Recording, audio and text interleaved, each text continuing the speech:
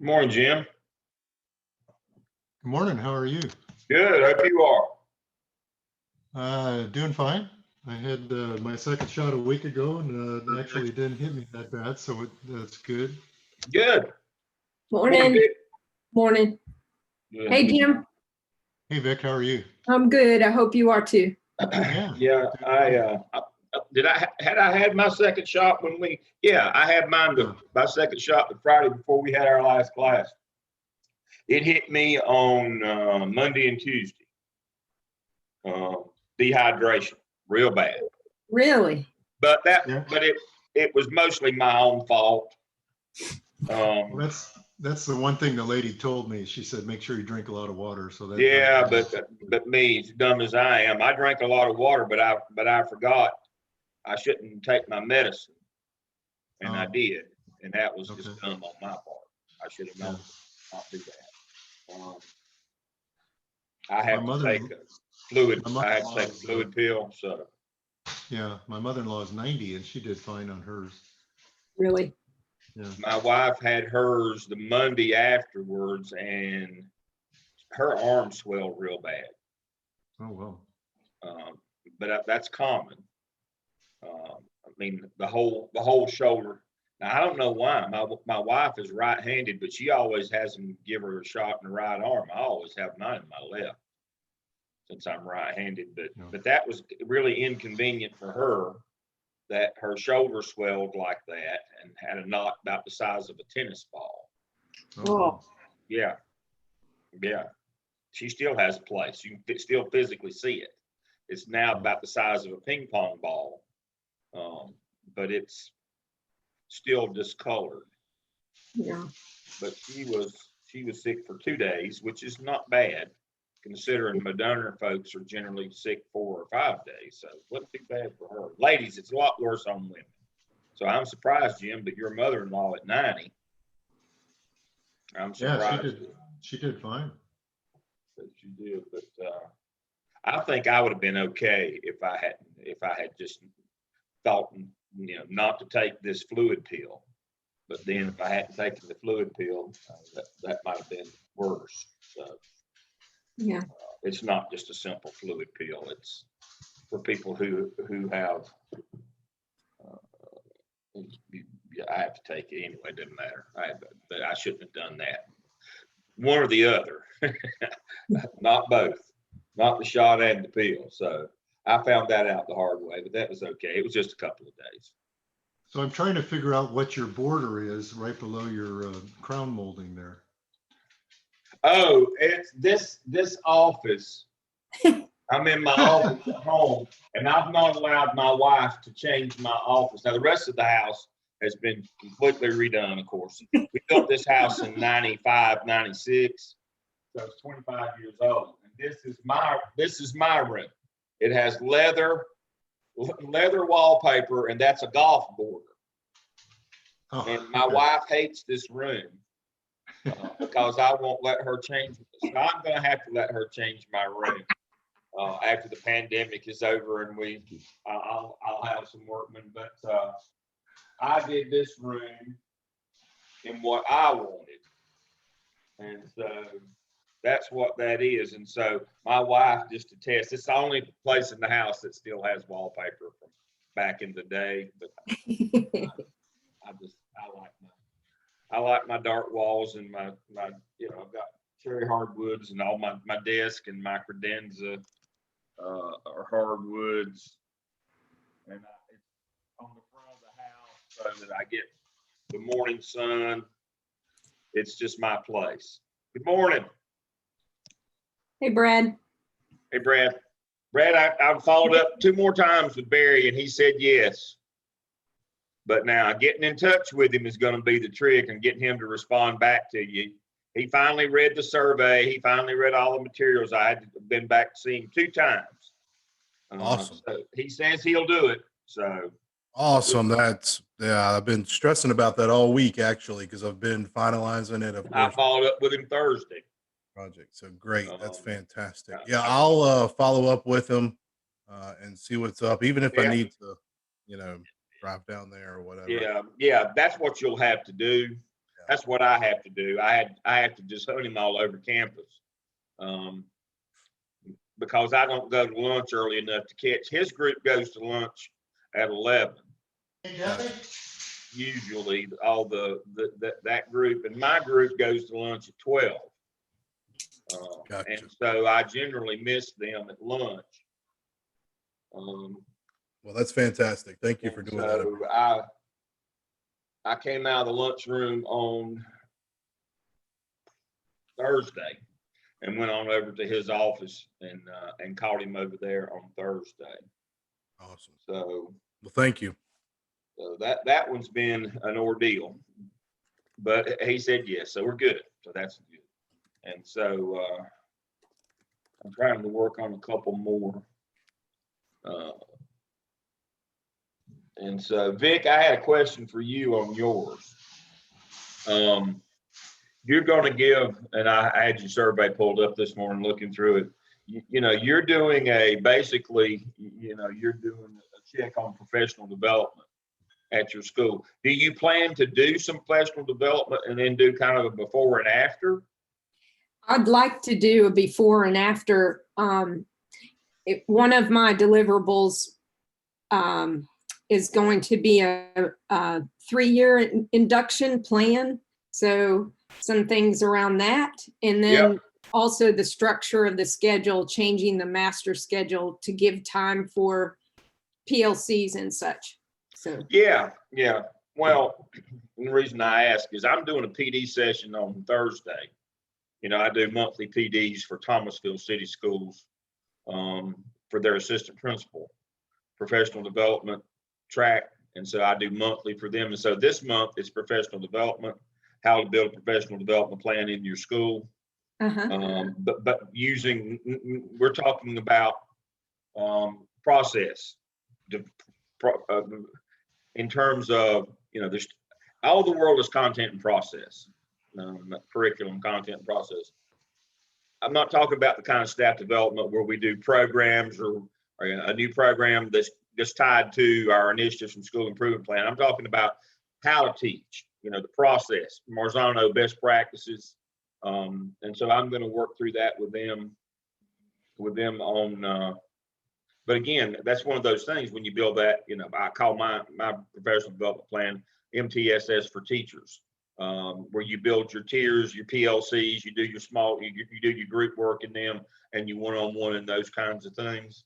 And so I'm doing a PD for them on Thursday. But the whole notion here is that you survey, you run this program, and then you survey again. Of course, you know that. And that's one of the things we'll talk about today in program evaluation. It's kind of a pre-treatment and then post. And so that's what I was working through those this morning. So Vic good morning, everybody. Vic's going to present today, and so is Jonathan. They've got in touch with me, and then the rest of you will present in 2 weeks when we get together. And so what time is it? Yeah, it's time to start. I'm going to go ahead and start this morning by welcoming everybody. I don't think Natasha will be with us this morning. She's got a family emergency, but prayers for her. So we hope that all works out. But welcome everybody. I'm glad you're with us. I'll start out this morning. I want to talk about our final project, which is of course the quantitative and the qualitative. We'll talk about that. Today is kind of the day that we talk about the whole reason why we do these things, which is kind of a culmination of the course, which is program evaluation. And that's basically what you're doing, is program evaluation. So we'll talk about that, but let's talk specifics about projects this morning.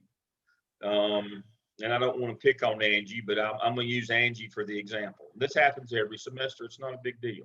We have somebody whose partnership is, for whatever reason, has paused or stopped or whatever. And so the question is what do I do for my final project? Well, it's really simple. You look at, let me share my screen.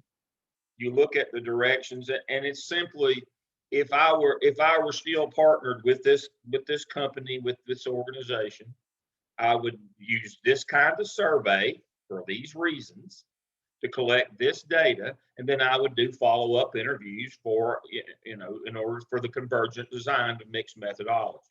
It's just that simple.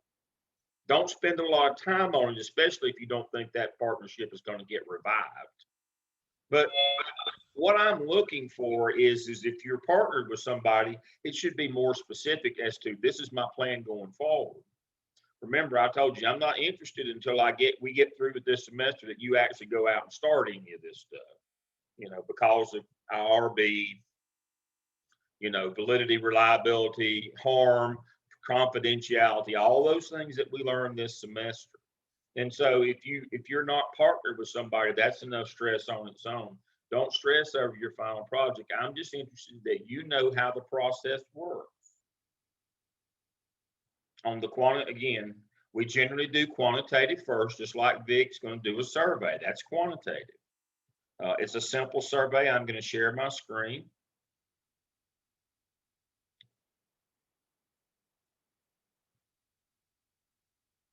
And it's just 10 questions. And it's on a 4-point Likert scale. It's very simple. This is the kind of thing that you would do for your quantitative piece. And then you know, once you got that data, and with Vic, we'll you know, Qualtrics will we'll summarize her data for us. We'll do a quick chi-square with it for goodness of fit to make sure her group is not an outlier group. There's three kinds of things that you can do with the chi-square. We generally only do the first one, which is goodness of fit, to make sure that the expected values that we got are what we would expect to find, and we're not working with an outlier group. We've talked about that. Because we're using a convenience sample, this is not a random sample of teachers across South Carolina. This is just the teachers at Vic's school. So it's not a random sample, it's a convenience sample. It's a purposeful sample. And we always have to check to make sure that group are not outliers. We'll run a quick chi-square for goodness of fit. It'll give us our correlation coefficients. We'll report mode, and we're golden. It's just that easy. Jonathan's doing something similar. He's have to partition because he's doing 2 groups. But again, because it's non-parametric, because the data is categorical, it's not a score. You can't do analysis of variance or ANOVA or regression theory or any of that. It's a simple chi-square. We just report what we find, but we've got to make sure that we don't have an outlier group. That's all we're going to do. This is the quantitative piece, and then she'll do qualitative interviews out of it. It's just that simple. But behind it, there's a lot of things that we've learned this semester. We've learned a lot of things. Is, you know, the data must be, the survey must be valid. It must be reliable. It can't have harm. It shouldn't include inducements. You know, we shouldn't pay people. All the things that we've learned about how to treat data. We understand we can't do analysis of variance because this is categorical data. It's a category, agree, strongly agree. It's not a test where that produces a number. We can only do analysis of variance on things that's parametric that produce a number as the score. We just do mode, which is the most repeated answer. We don't do mean and median on this data. It's really, really simple. And so if we go back to our quantitative, of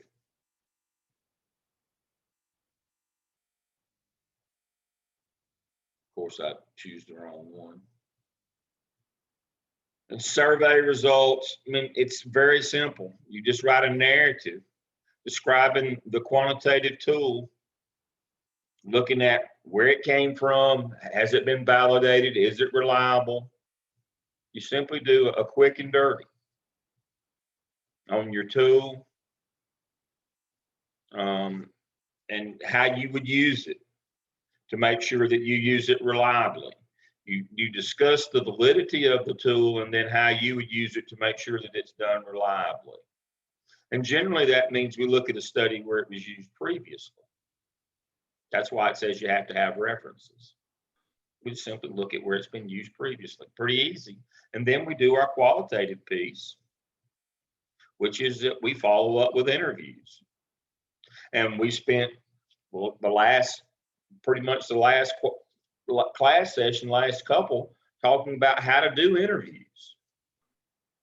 You know, how to give feedback, how to do interviews, how to be a perceiver rather than just a watcher, all those things. Dr. Lamb, Yes, can our questions too, the open-ended questions, be viewed as qualitative? absolutely.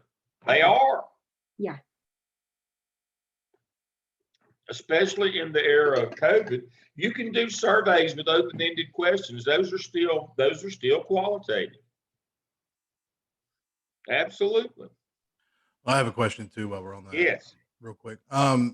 You had said that the validity, where the historical aspect of the Yeah. survey. What if you're creating it like I did and like Vic did? You've created this survey. You just want us to. I mean, we obviously will use some sources to. You use 5 references to basically argue that your instrument is valid based on these 5 accepted sources in that field. That's what you do when you validate an instrument. That's what you do. So I get asked all the time, I'm creating my own survey. How do I validate my survey? Well, I look at the experts in the field. I look at the accepted literature in the field, and I argue from these 5 sources that I used what they said is best practice to develop my survey. That's how you validate any survey. That is the process. You know, if I took a walkthrough instrument, we'll use school again this morning. If I took a walkthrough instrument into one of Vic's classrooms, did a 15-minute walkthrough, and I used that survey, I wouldn't just make one up. I'd use Marzano's. Robert Marzano, he's the king. Now, there's a lot of people that have come after Marzano that I would also use as references, but Marzano is where all that started.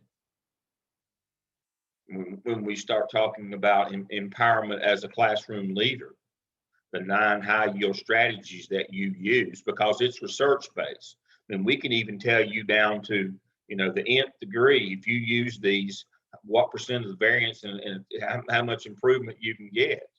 That's where I would start. I would try to start with the seminal work in that area. Who is the guru? If we're talking about empowerment as a classroom teacher, that means good teaching. It would be Robert Marzano. If I was talking about professional development, I'd use Linda Darling Hammond. If I was talking about empowerment as a school-wide leader, I'd use Todd Whitaker. I mean, these are the people that matter. If I was talking about mixed methodology and doing qualitative and quantitative work, I'd use Cresswell. If I were talking about Christian leadership and I was trying to survey for that, I'd use John Maxwell. If I were using situational leadership theory, I'd use Hershey and Blanchard. These are all names I know you've heard because there's a reason why you've heard them. You start with them and then you look at the more modern stuff that goes along with them. That's how you validate any survey. I have another question. What we do. Pardon? I have another question. Sorry. Okay.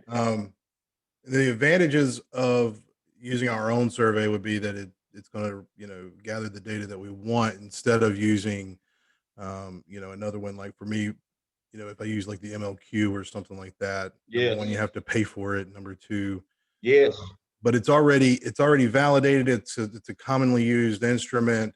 So my defense of that at the end of the project is going to be very simple. Now, the question is the defense of my survey that I've made. We just need to make sure that we're using this project as the basis for our defense of that survey, right? That is correct. Okay. All right. Thank you. Now looking at Stacia, she's using, the most common, she is using Denison. She is, organizational effectiveness. I mean, she's using Denison's survey. She doesn't have to validate it. As long as she uses it reliably, she's golden. But, the drawback with using Denison is it's 48 questions long. It has 4 quadrants of 12 questions each. And that's, people say, why would I want to make my own? And that's what Brad was just talking about. Sometimes you want to be more specific. Now, when you're doing organizational effectiveness with Denison, you need all 48 of those questions. I mean, that's what you want. But if you're doing something else, you may not want, but just like Vic, she just wants 10 questions. She can get to the heart of what she wants to do in 10 questions. Because as we know, just like Reggie would tell you with teacher working condition survey in North Carolina, it's how many, 150 questions long? Takes a half a day to fill the dang thing out. By the time you get to the back half, it looks like people just start randomly marking. They just get tired of reading all that stuff. So anytime we do, in the program where I work and, during the week, in the MELS program, what we do is anytime we use TWC data, the first thing we do is go back and resurvey the same items. But we only do like between 5 and 10. Because we're worried about that they had the survey fatigue. That's a big deal, is survey fatigue. We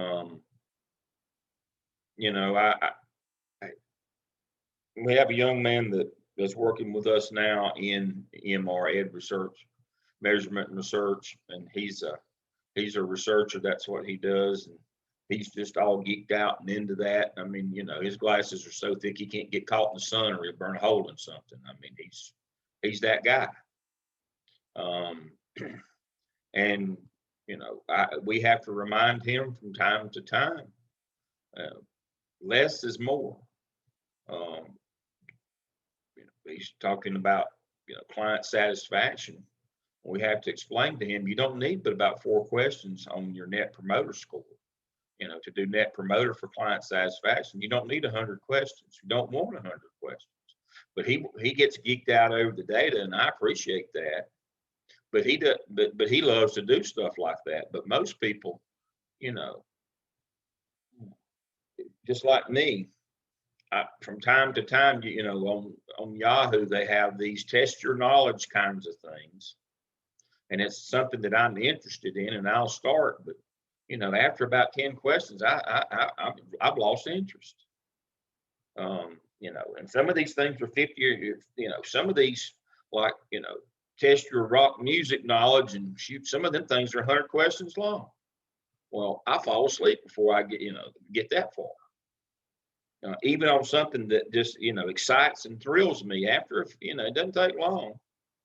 Maybe that's a function of age, I don't know, or low intelligence, but survey fatigue is something that you need to be really concerned about.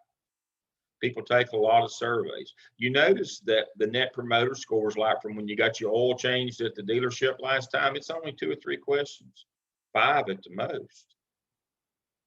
That's why we had to explain to our fellow here, you don't need but 4 questions on net promoter score. You don't need to have 100. We get the gist. We're looking for themes. And so on those, less is more. If you're not partnered with somebody, you just simply show that you understand methodology. That's what you're doing. That's what this course is all about. In the end, is methodology.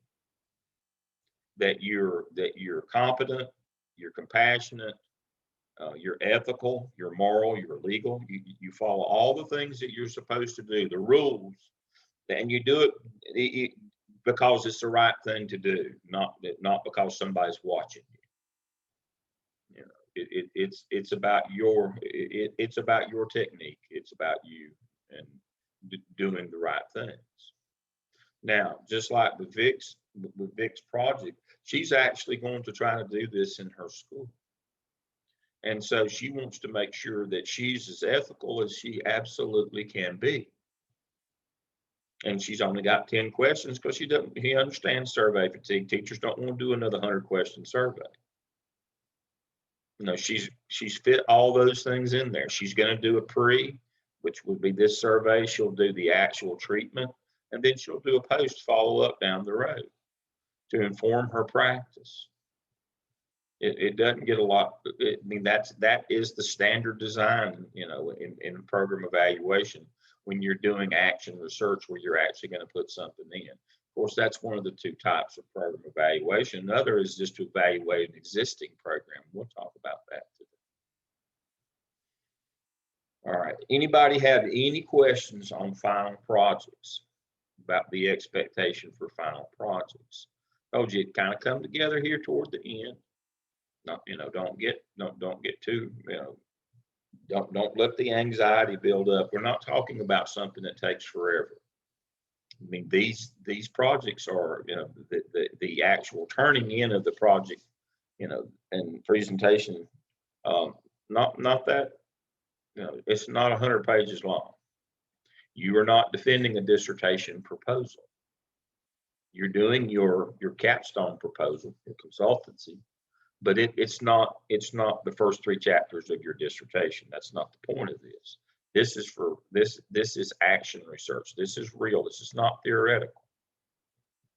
This is what you're going to do.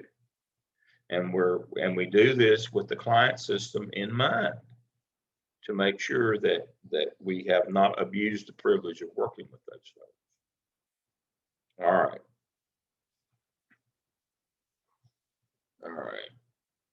Our last case study. Do we have any thoughts or comments on our last case study or any of the case studies that we had this semester?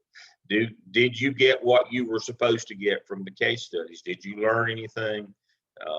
Did you get the opportunity to maybe practice something that you already knew? Is there anything that we still need to go over with case studies? We've concluded those now. We've had time to digest them. Is there anything else that we need to do with case studies this semester? Nope. All right, we'll check that one off the list then. And so I'm going to kind of go out of sequence this morning. I'm going to do Royce a little bit later. I want to talk about our 2 outside readings. I'm trying to do a kind of a course review this morning, and then we'll get to Royce last. Let's talk about the quants book. The quants book was a little heavier in reading. You know, kind of the trilogy on this semester in terms of quantitative, you know, of our work is we had our textbook, you know, Salkind, which is, you know, pretty deep, and then we had quants, which is kind of an exploration of how you use Salkind, and then we had Merriam, which is qualitative, and then we had Ayer's Super Cruncher book is how you kind of marry those two together, the qualitative and the quantitative. You got Salkind on quantitative, Merriam on qualitative.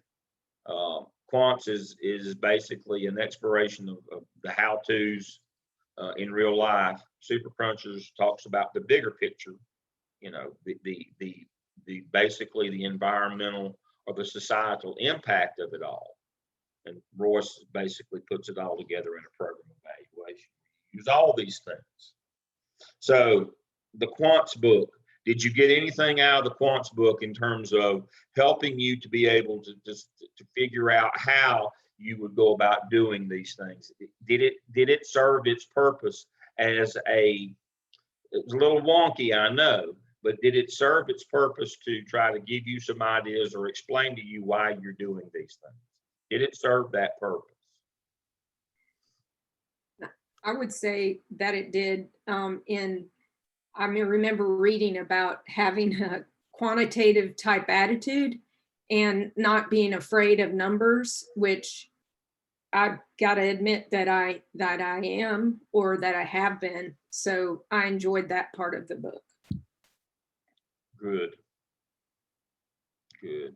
Very practical in terms of, it's a little wonky, but very, very practical. That's the notion.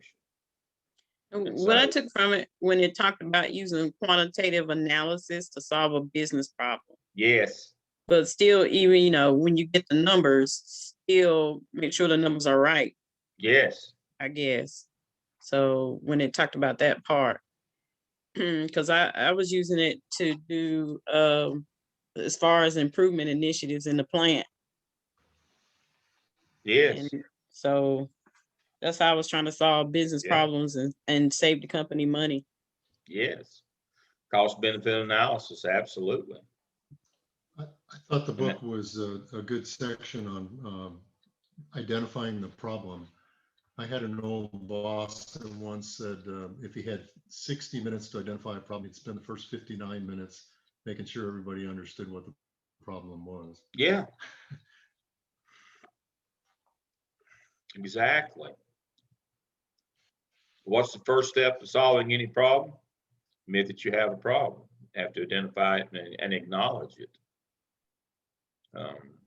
You know, that even 12-step programs do that. I mean, that's, you know, 12-step programs, you know, they have two bases. Number one is they're faith-based, you know, that there's a higher power. They all believe that. But also, as Jim is referring to, is they all rely on the identification of the problem. That's why when those people start, they have to get up and say, I'm this, I'm that, I'm an alcoholic, I'm a drug. You know, that's the basis, you know, for improvement. Which basically that's what research is about. And especially action research, we're trying to improve, just like Angie said, she's trying to improve the bottom line of her company.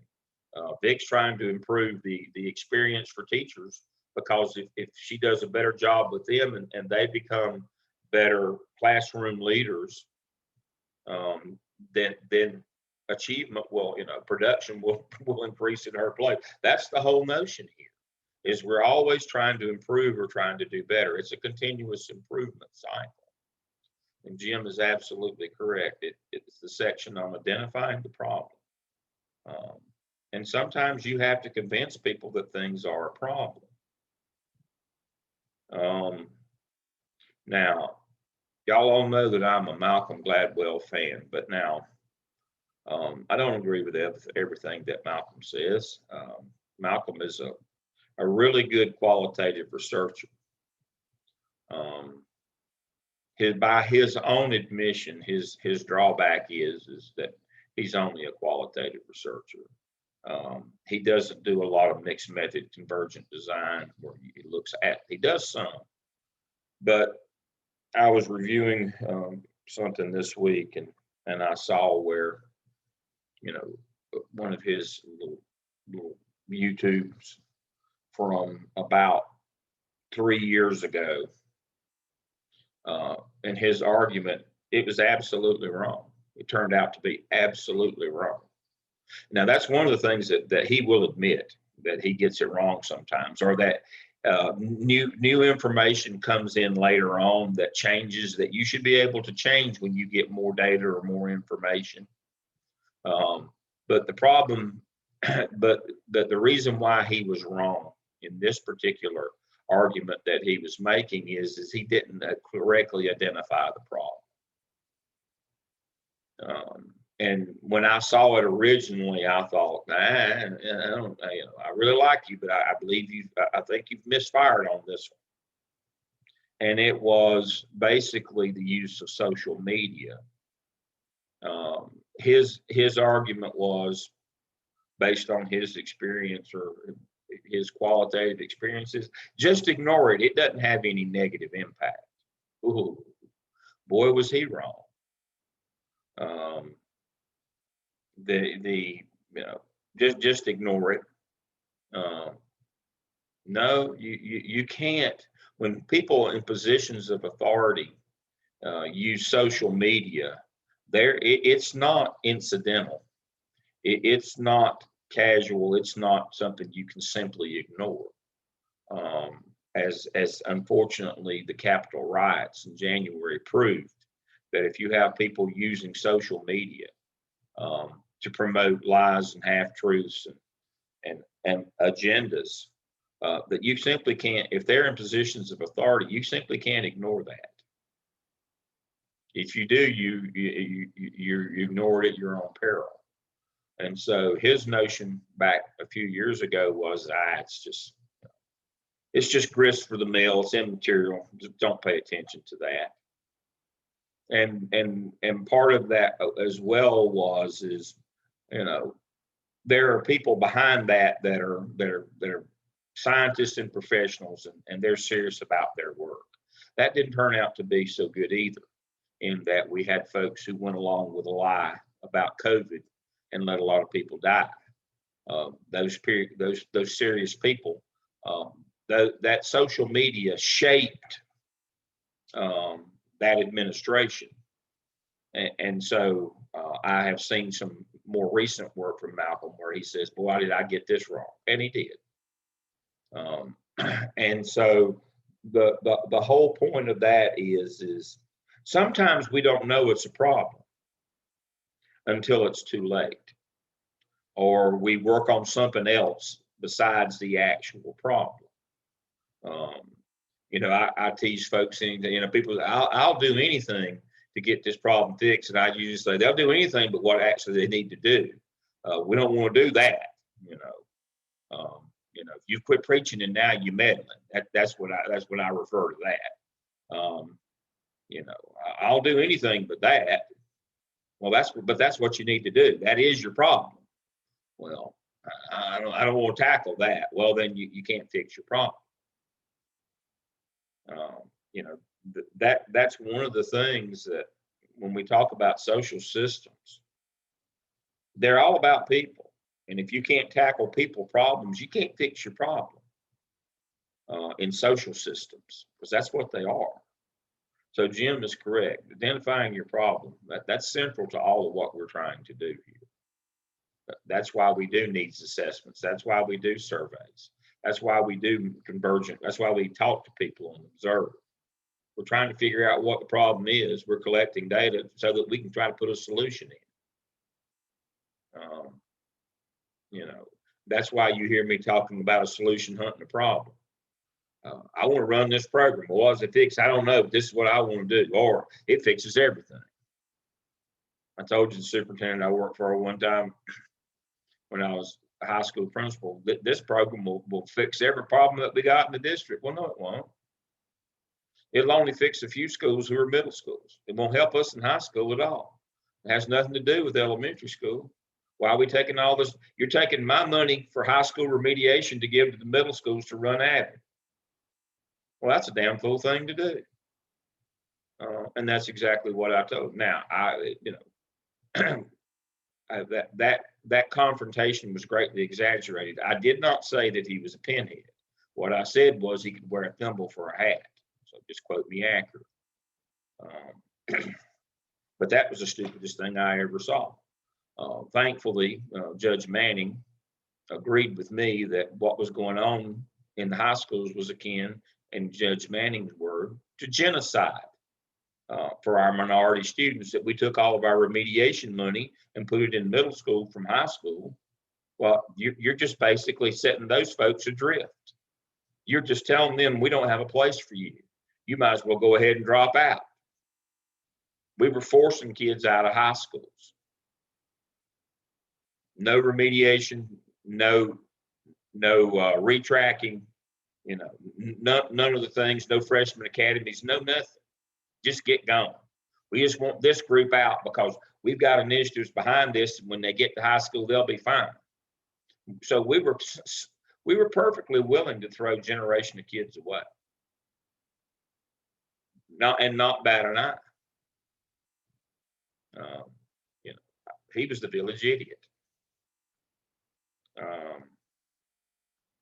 Thank you, Angie. But so that's what we're talking about, is finding, identifying, and accepting our problem. Not just going from program to program, hoping, not knowing what it really fixes, but somebody else is doing, hoping it fixes whatever problem that we have. And that's a program hunting, that's a problem hunting a solution, or a solution, a solution hunting a problem. We don't even know what our problem is. We just go from program to program, hoping that it fixes whatever it is. Any other thoughts on the quants book this morning? Trying to keep an eye on our time here. All right, my favorite, Super Crunchers. I personally, oh, sorry, were you asking for feedback? No, it's a little out of date, but I accept that. But I believe it to be the seminal work. So get started on it, Jonathan. Let's have a discussion about Super Crunchers. Well, I was going to start with that. I think it is a little dated, but I think it's important, I think for most of the current generation, it's kind of preaching to the choir, right? Yeah. That we already know this is going on. We know the scale that it's happening on as well. But, I do think it's important. It is an important, piece, especially for those who don't really participate in, the online world, right? Where all this data is being, collected and crunched. But whether or not they participate in it, they're part of it, whether they know it or not, So, I might recommend, this is a little on topic and a little off topic, but there's a film on Netflix called The Social Dilemma. Mm-hmm. And it's a little more about social media, but it mixes in a lot of that, a lot of the content from that you're getting out of Super Crunchers. Mm-hmm. That's just a little more of a modern, look at it, I guess. So, but anyway, that's just my thoughts on it. I still think it's a great book, and I can't say that I didn't learn anything from it, but for me, it was like preaching to the choir. Yeah. Yeah. Shernay says Coded, which is also on Netflix, is also good too. I am preaching to the choir here with Super Crunchers because you are an elite group. You live in this world, you are highly educated, and these are things you already knew. What is the reason why I keep Super Crunchers is remembering that it hit the shelves in 2007. But came out in 2006. It's 15 years old now. But it was the first time anybody had really come out and said, this is what's really going on. And had written it in a way for the common person who didn't have to be an academic to understand it, and gave useful examples in real life and somewhat humorous. You should listen to it on Coded Bias, Shernay says the correction. Coded Bias, but you should listen to it on it's quite humorous. It's even more humorous when you listen to him read it. It's quite good on CD or podcast or how you receive yours. I do. I'm an Audible subscriber, and so I have a tablet that's hooked into the audio system of my vehicle, and so I don't have to use my phone through Bluetooth because I'm always on telephone calls. And I have it where I can use it through the audio system, and I can simply pause it when I go, when I switch over to a call. And so I have a little tablet that I carry with me, and I still call them books on tape all the time, audio books. And so it's good, but it kind of coalesced. Things that had been floating around for about 10 years at that time were finally all put together and said, here, look, this is what's going on. It was also before Google It, which came out in 2010. I mean, exactly right. So for the time, and the reason why I keep it again, it is preaching to the choir, but it is the seminal work. It is the first time somebody said, here's what's happening. This is where we are. This is what we're doing, and this is where we're going. And it's only going to get to be more and more. and it explored some of the dangers or the evils of these data collection methods, especially through social media and direct messaging and targeted messaging. But it also explored the notion that when you put things out there, it doesn't necessarily have to be true. There's nothing, you know, we get to the notion of net neutrality, which has become a big issue lately. And you know, the thing that I've told you, my wife watches a lot of shows on MeTV, Gunsmoke and Dick Van Dyke and Perry Mason and all those old shows. She watches those, and they have all those commercials on that have come back. Hopefully we'll get those back off TV again with all these charlatans. I mean, that's the media message, and it's targeting old people. You know, Joe Namath trying to sell them insurance, sell them a service that will help them with their Social Security. You can go on a website and get that for free. They're stealing from old people. Joe Namath, there should be I hope that there's a hotter corner in hell for him. I really do. But basically, all the commercials on that channel are an attempt to steal from old people. That's the whole notion of all the commercials. A bunch of charlatans. We've got to get those back out of our social media conscience. We got to get those people back off TV. We've got to get the sex lines and psychics, all that stuff off other channels. Now, I don't see those, but you know, as I know they're back out there again because that's not targeted at me. But you know, the things that's targeted at my wife it's just trying to steal from old people. It's only gotten worse and worse and worse.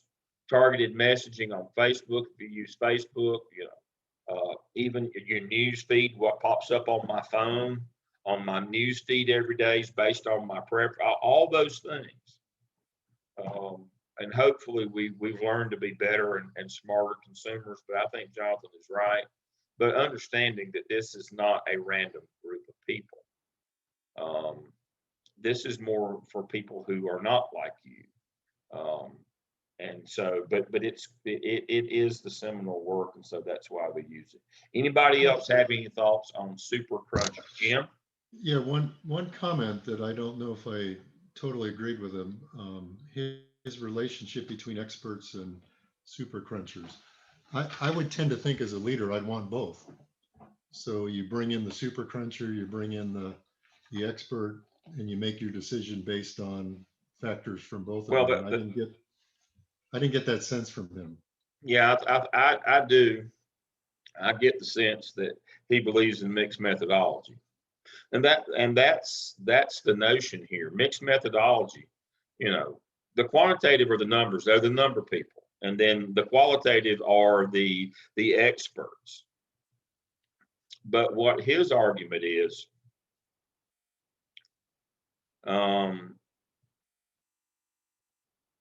what his argument is that if you got to go with one or the other, the numbers win every time.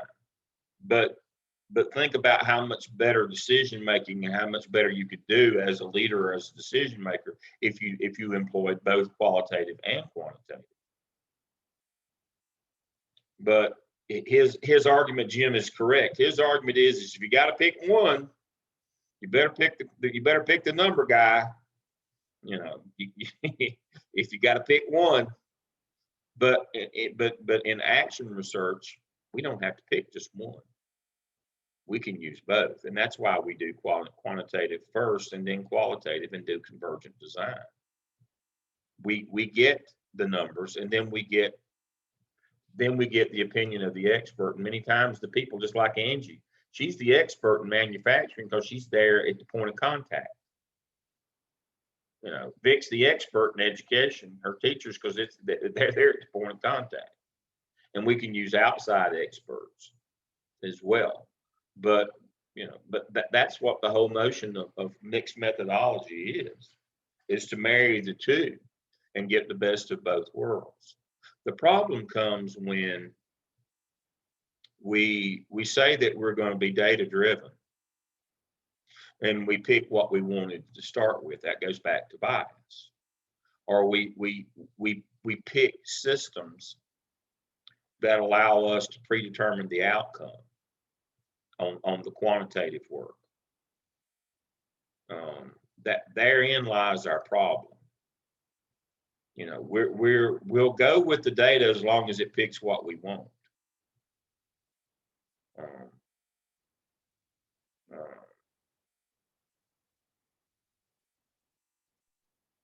Yeah, Angie says her Echo Bot is beside her TV, and if commercial comes on, Alexa kicks in. And Stacia was talking about, you know, your phone listens in and tells Facebook and Google what to do, what to suggest to you.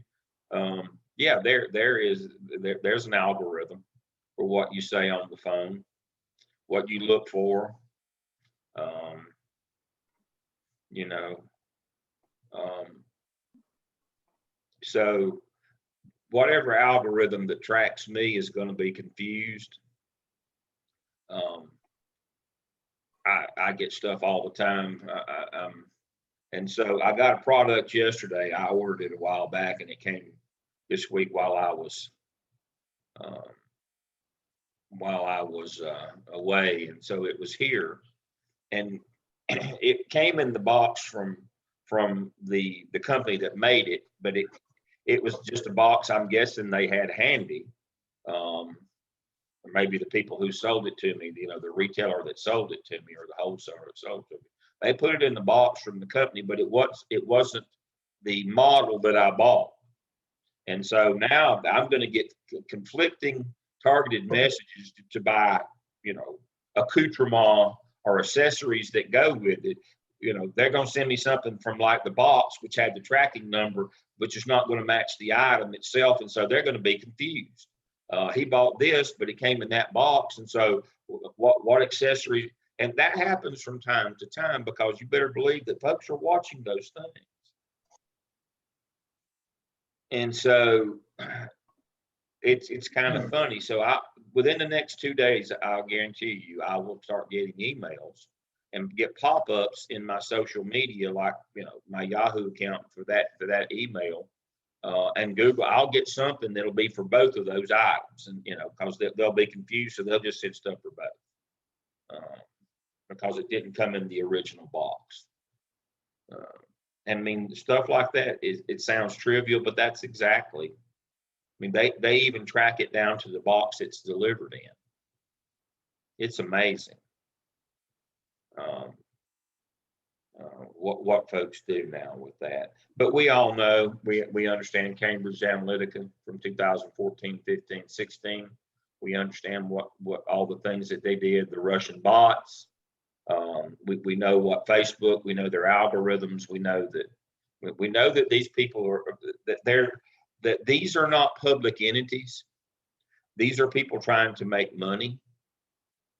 We understand that they all have an agenda, a reason why, and that's bias. And so the whole notion that we're trying to do as leaders is eliminate that bias so that we can get good, actionable data and use it to continuously improve the organizations in which we live. We're supposed to use our powers for good rather than evil. Okay. Any other comments about any of our outside readings that we've done? Any comments about our text, about our case studies, anything that I've missed this semester that you're not sure of, or the reason why we did it? So we're all good and square to go. Well, the only comment I have is just we talk about the super crunchers. I'm like Vic. I'm afraid of numbers, and so reading through it, it didn't alleviate my fear, but it did make me less afraid of things that go bump in the night. And so I can look at it like that. So I did take a little bit of solace, at least in that.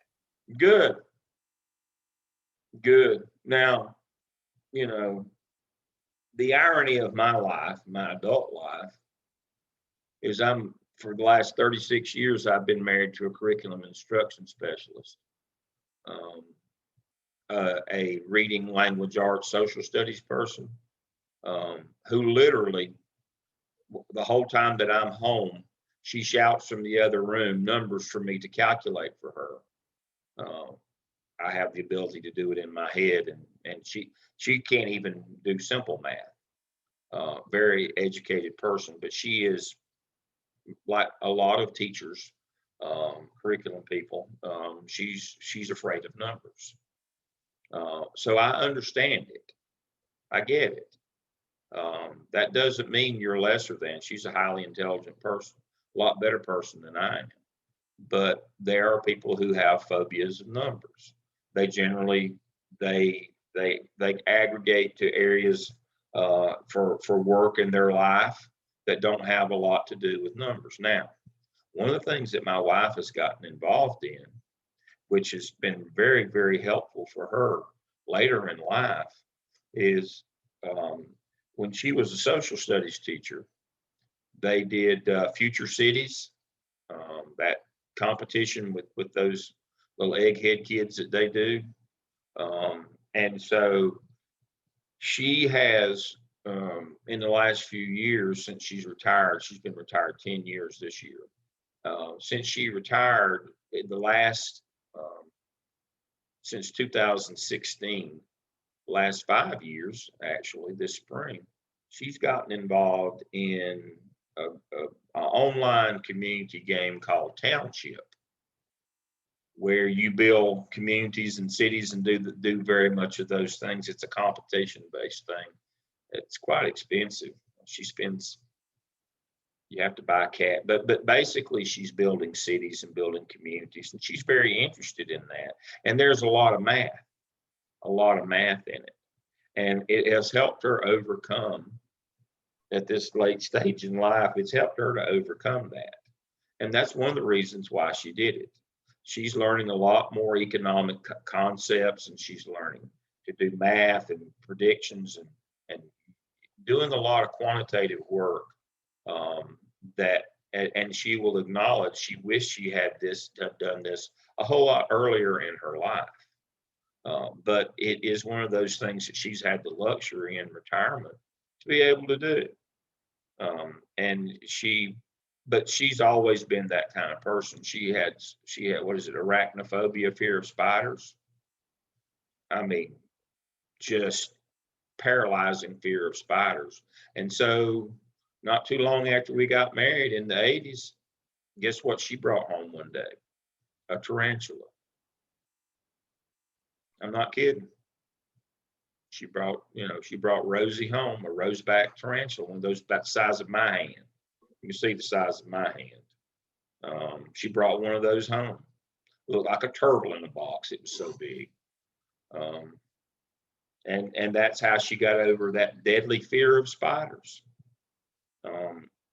And she's done that. We won't talk, but the whole notion here is I would recommend that something in your social life or your private or your day-to-day that you find something that's more of an entertainment or an enjoyment that's based on that. And what you will find is your familiarity with that or your ease with that will help you in your professional life. That it bleeds over. It's like anything. We find a way for it to be fun or exciting. And it gets people to not notice the hard work that you have to put in. And that would be my recommendation to you. But yeah, I get it. Not everybody is as comfortable with that. We could give 1,000 examples, but that's a good one, Reggie, that, the whole notion of super crunchers is to be able to speak to people who are not familiar with numbers or not comfortable with numbers, but to get them to understand some quantitative concepts. It is a good transition, I think, still. Again, it's dated, but it's seminal. Old is not always bad. Things have to start somewhere. I mean, the Bible's old, but it's pretty good. We had to start somewhere. Other questions, other comments, takeaways? So we're going to, let me look at my time here. We're about 5 minutes away from our break here. I want to look at a couple things quickly. Let me share my screen before we go to break.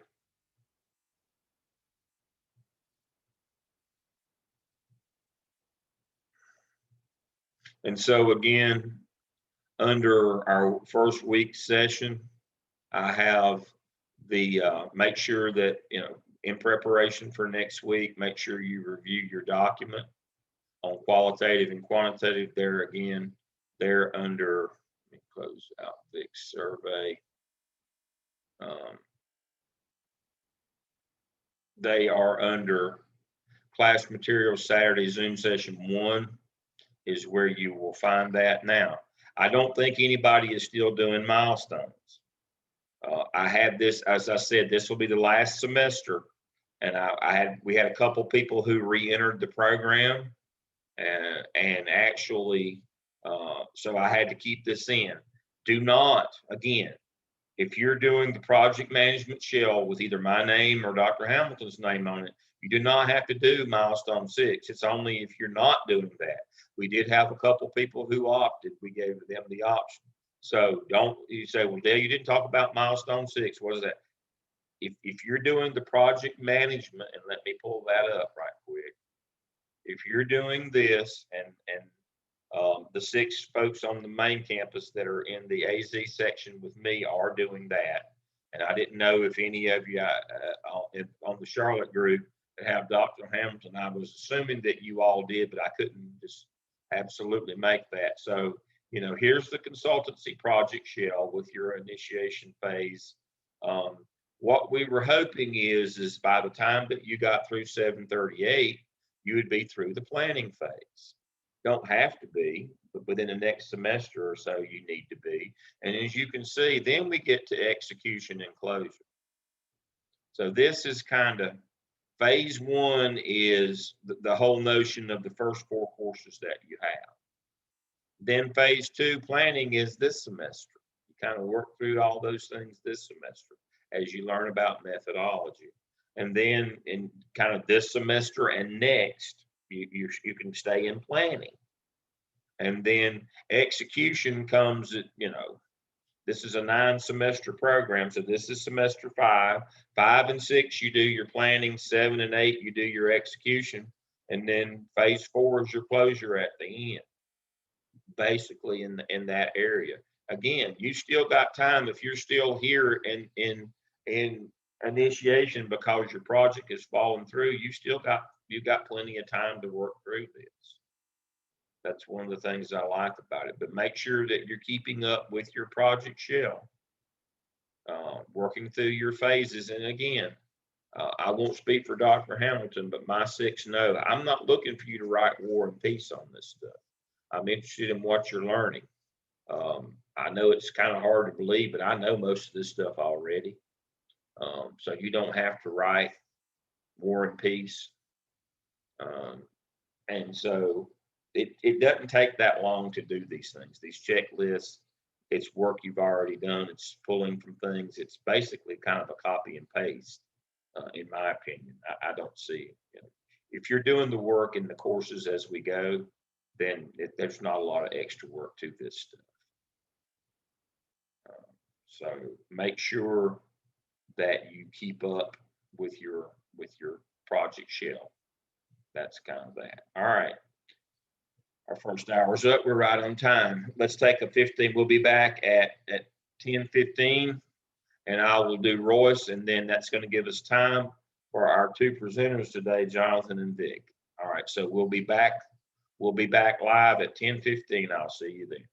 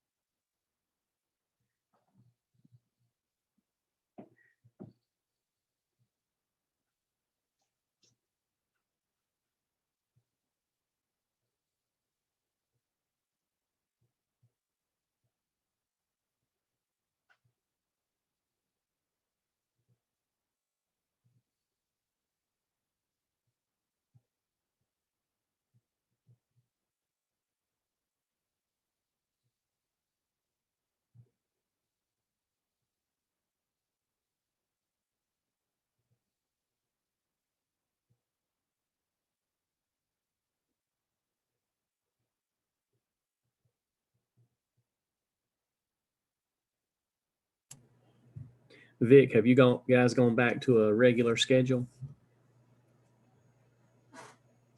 Yes, yes, we've been face to face 5 days a week since the beginning of the year.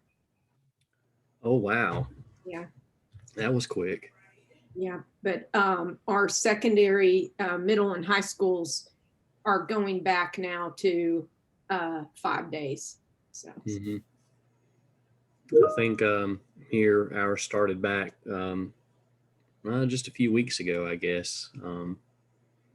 5 days a week. how's it going? Do you know? Well, I'm not in that world. I spent some time with a couple of teachers this week over spring break, and I think they're happy to be back, honestly, because it's actually less work, believe it or not. I believe that. Yes, it's better for everyone.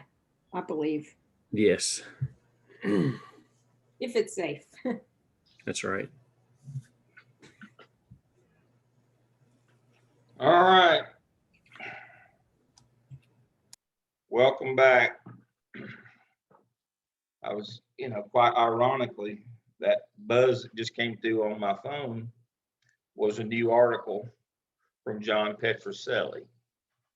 John Petrucelli is a professor at Wake Forest. And we've talked about this before, or if we didn't, I thought we did. The Monty Hall the three-door theory.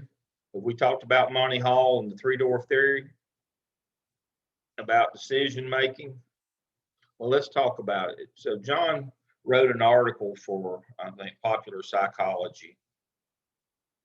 And he's written a book and he's written some other things, but one of his, John is a professor of psychology at Wake Forest. And I've known him since he was a lowly assistant professor, since he just lives 4 houses up the street. But his area of expertise is decision making. Why we make the decisions that we make. And that's what program evaluation is. It's decision making. We have to make decisions. We have to, and that's what evaluation is. We have to make decisions. We have to decide, from the data that we've collected, if something is good, bad, or indifferent. And it's an extension of what Jim was talking about this morning, the expertise.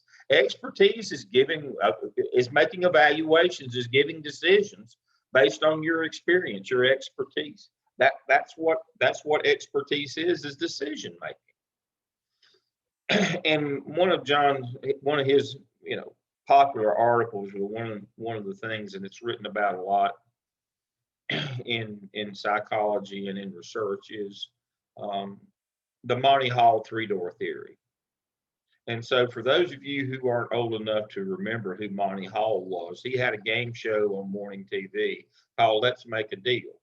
I think Wayne Brady does it now. Is that correct? I think Wayne does it now. But it started out as with Monty Hall back in my era. And so the whole notion of that particular game on that game show is you could pick behind what was door number 1, door number 2, or door number 3. Simple game, 1, 2, or 3. And so you're presented with these 3 choices. And you picked the one you wanted, and then they would try to entice you to change your decision and pick something else. And so the way it always went is, behind one door was a car. Behind another door was cash, that represented a good amount of money, but nowhere near. Let's say the car was $20,000, and they'd have a door that had like $5,000 behind it. And then, the third choice was a goat. So it was a car, money, or a goat. That's what you got. And so when you picked initially, you had a 1 in 3 chance of getting the car. And so they would try to entice you to change what you had the choice, say you pick door number 1, they would show you door number 2, which had the $5,000. So you now either had the car or the goat. You had transportation either way, but you had a car or a goat to try to get you to change from number 1 to pick door number 3. So what's the smart play? Smart play is always to switch. You got a 2 in 3 chance of getting it right now, getting the money. You only had a 1 in 3 when you make your initial decision. Now, when you make your decision, you've got a 2 in 3 chance of getting it right. Your odds, your probability just double. You should always change. You should always, in 3-card Monte here, you should always change. Always. That's what the numbers tell you. And so John, using the undergraduates at Wake Forest, which are a pretty smart group of kids, I'd say, he ran this simulation thousands of times using kids. And what he found is he would run it, they would do 100 of these scenarios at a time. Doesn't take but a minute, 100 at a time. And what he found was changing and getting it right wasn't nearly as pleasurable as changing, getting it wrong was harmful. During that 100 times, kid would change and had it right initially, picked door number 1, and the car ended up being behind door number 1. They would consistently overestimate how many times that happened. And what John was able to do in looking at brain research and brainwave patterns of these kids, that psychologically we develop an aversion over our lifetime to change, because if we had it right and change and get it wrong, that is emotionally, that is mentally and emotionally scarring. It is your first choice is your gut feeling,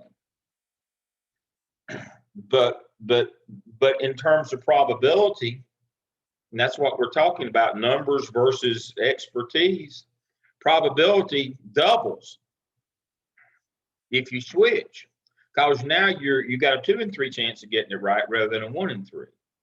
When you make your original pick of the 3 doors based on just your gut feeling, I like 1 better than 2 or 3, you had a 1 in 3 chance of getting the car.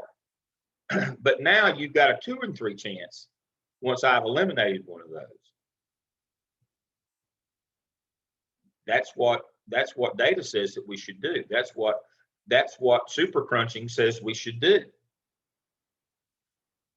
But the reason why we have an aversion to change is if we had it right from our gut and then follow the numbers and get it wrong, that is mentally, emotionally scarring to us. And that's one of the reasons why we refuse to change in the face of data. In the face of data, we still refuse to change. That's what we're really talking about here in program evaluation. The data tells us we've got to change. The data tells us we'd be smarter. It'd be better if we, but we're so afraid that we had it right. If we just double down, if I just make Brad drink 2 gallons of water, I'm sure he's going to fly. We'll do it more. We'll just double it what we're already doing. We're just so sure that it's going to work.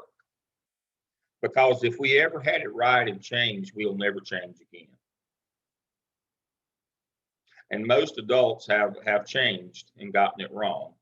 And so that's what you're fighting in program evaluation, is that emotional scarring, that mental piece of the brain activity that just prevents, we're just so sure, even though it's not working, we're just so sure that eventually it's going to work. We just got to do more of it, harder, hire more people. We're just so sure because we're so afraid that we had it right. We just didn't wait long enough. Why is it people lose all their money on one-armed bandits in casinos? They're just so sure that the next pull of that handle is going to be the one. They won't change machines. Nope, can't do that. They're just so sure. Because by the time that you get to be a working adult, at some point in your life, you've made a decision or two or three or four that turned out to be wrong, but if you'd have stuck with your guns to start with, your gut, as Angie said, you would have been right all along. So that's the problem that we get into in expertise or gut versus data. There is actually a mental block, according to John. He's done quite extensive research on this, published a lot of articles, books. You can Google Monty Hall 3-door theory, and it'll pop up, John Petroselli. And so that's what we're talking about here as we enter into talking about the culmination of this course, which is program evaluation. Everything we've done has pointed us to this, that you have the ability, you have all the tools, skills, knowledge, ability, quantitative, qualitative, validity, reliability. You've got it all. But you can't be afraid to pull the trigger. And I know that's an oversimplification. You say, well, of course if I see all the data. No, we're emotionally and mentally wired not to change, according to John. So that's the context that we're going to look at Royce this morning. So let me stop my video first, and I'll share my screen.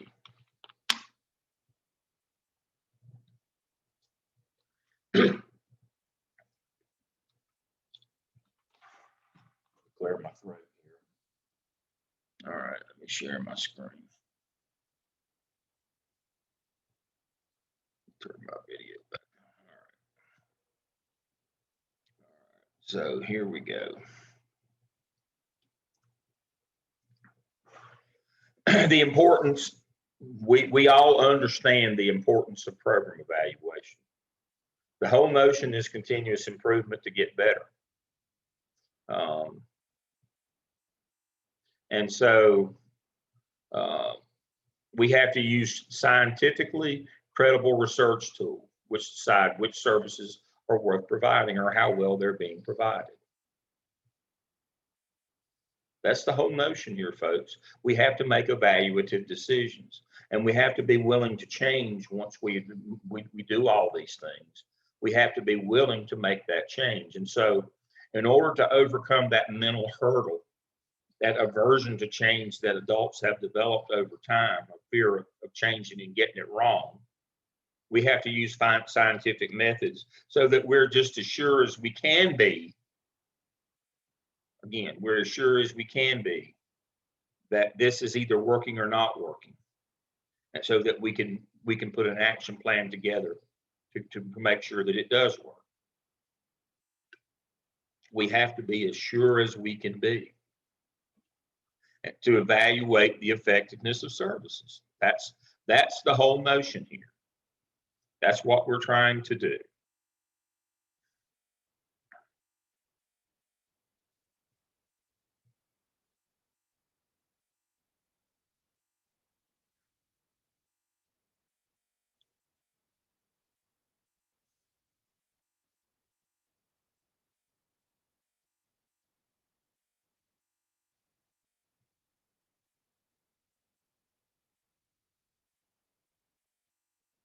There it is. And so we have to we start with IRB. That's how we started this course. We have to know the rules, the ethical rules of everything that we're doing, how it all works, protection, harm, bias, incentives, confidentiality, and anonymity. We have to know all those things. And we have to make sure that we not only know them, that we practice them as well. There are rules on how we do all this data collection. Now, there's nobody watching us. This is who we are when nobody's looking. Isn't that what character is? That's who you are when nobody's looking. Well, these are the rules that we all have to play by. There in chapter 2. That's, he starts right away with that. That's why you have to take the CITI IRB in this course. You have to know the rules, and you have to agree to play by and live by the rules. We want to be as sure as possible. We want to make sure we don't put our thumb on the scale and get the outcome that we desire. That's the whole notion here.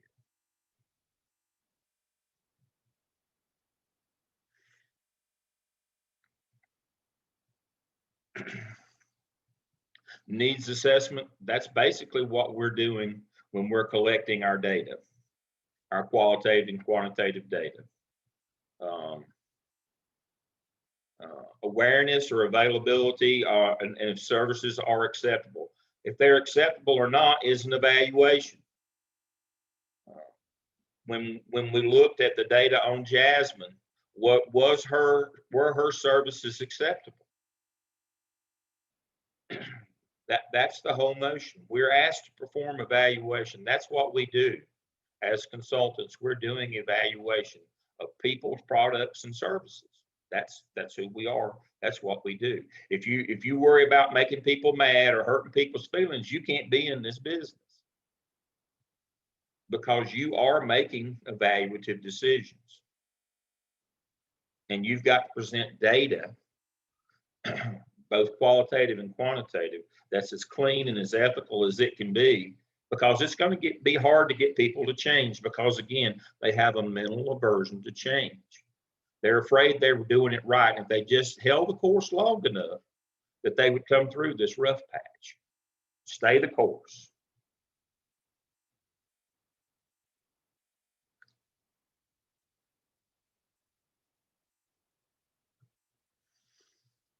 What is mixed methods? If you don't know this, I've been completely unsuccessful this semester. We do quantitative and qualitative, and we do a convergent or triangulation. Mixed method, convergent design with triangulation, which means we compare them. We look at what both sides tell us.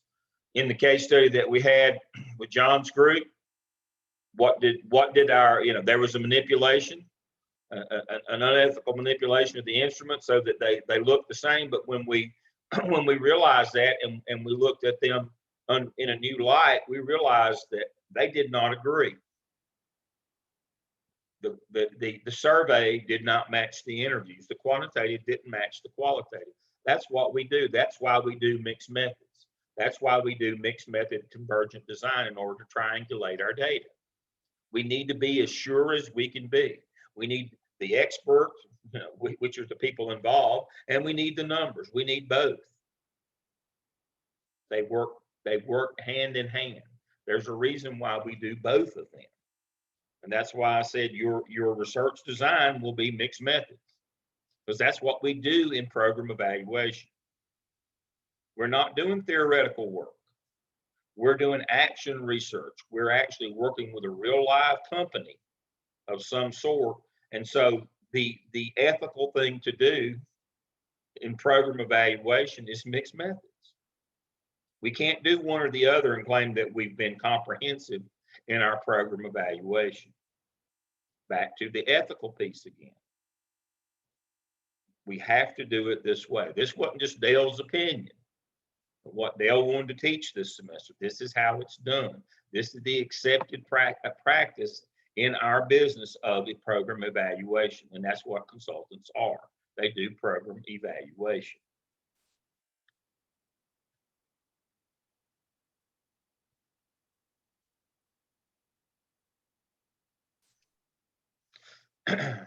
We need to be reminded of the difference between formative and summative evaluation. Formative evaluation is not we test the kids halfway through and then we test them at the end, and that's summative. Formative assessment is of the adults and the program to make sure that it's being implemented with fidelity. I told you I had a dissertation student in Fayetteville, and she was doing a program evaluation of the implementation of the PBIS program, Positive Behavior Intervention Support System. She was doing a program evaluation of PBIS. The problem was when she collected the data, which was, did it reduce suspensions? It reduced suspensions by 75%. When she went out and collected the qualitative piece, when she asked teachers about it, they said they didn't even know they had a PBIS program, much less that it had been implemented. The administration was just using it as cover not to suspend kids in order to get the rate down. And when somebody would say, well, why has your suspension rate dropped? Are you just not suspending kids? Are you making things worse? They could point to and say, no, we implemented PBIS. That's why our numbers went down. Teachers said, we didn't implement that PBIS. We've had no professional development. We don't even know what that means. Formative assessment is not the outcome halfway through. It's to make sure the adults are doing what they're supposed to be doing. And if the program is being implemented with fidelity, we're all following the same implementation of this program, of the things that we're doing.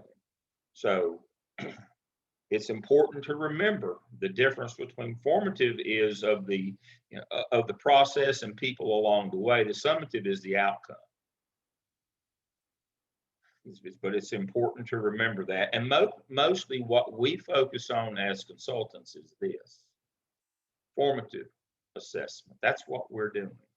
Are the people doing what they're supposed to be doing? Are they doing the right things along the way? The process determines the product or the outcome. Recently, I talked to somebody who retired from an organization, and they said, we can't understand how that, he retired when they got a new leader in the organization. Can't understand how in the world we ended up with somebody this bad. Well, that's what the process that was put in place determined that it was going to be that bad. And he said, what do you mean? I said, did anybody that worked there, did you have any input in it? Did you see any of the applicants? Did you review their resumes or see who applied? No.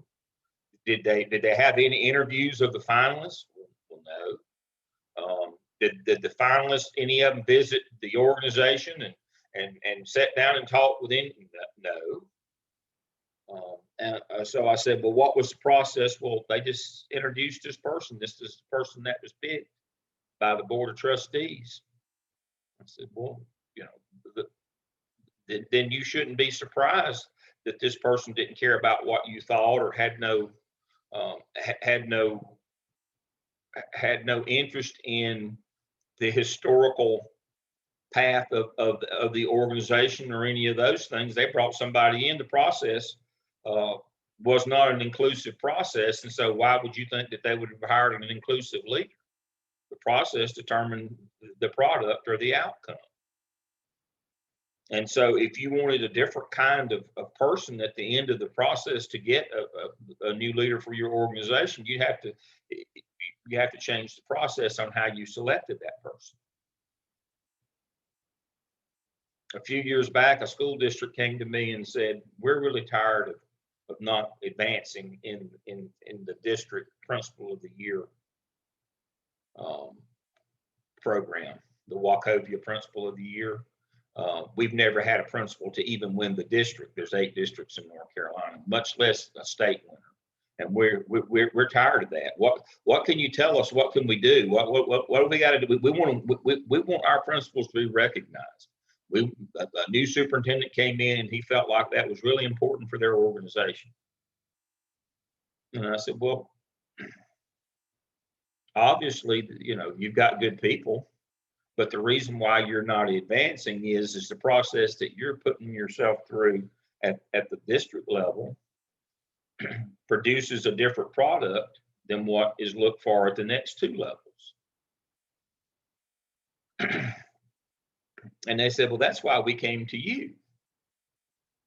We want you to design us a process that we can use at the local level that will get us through to the district. I think they're in District 6, maybe. District 6, and then and then maybe even on to the state competition for principal of the year. I said, okay, but now you understand that we're not gonna, that the group that does this, that actually reviews the resumes of all the principals, and looks at all the data and then does the actual, the quantitative piece. And that same group will then do qualitative. They'll interview these people face to face. Oh, we've never done any of that before. Well, I said, well, that's why you've never had anybody win before. And so we went through that. I set that process up. And we brought those people in, and we brought in lay people. We brought in people from the community, from the business sector. We basically replicated the panel that these people would go through at the district and state levels. We replicated that process, that panel. We put the data in place that they would be looking at. We basically monitored that system. And guess what? They had a winner right away. And here I am. I'm the genius all of a sudden. No, I'm still the same fellow as I was. We simply, we changed the process to fit, that produced a product that would fit into the process, the bigger process here. It was just that simple. It wasn't. This was not rocket science. I didn't have to stay up late at night trying to figure this one out. And so they got all excited and decided. But now here's the problem with that.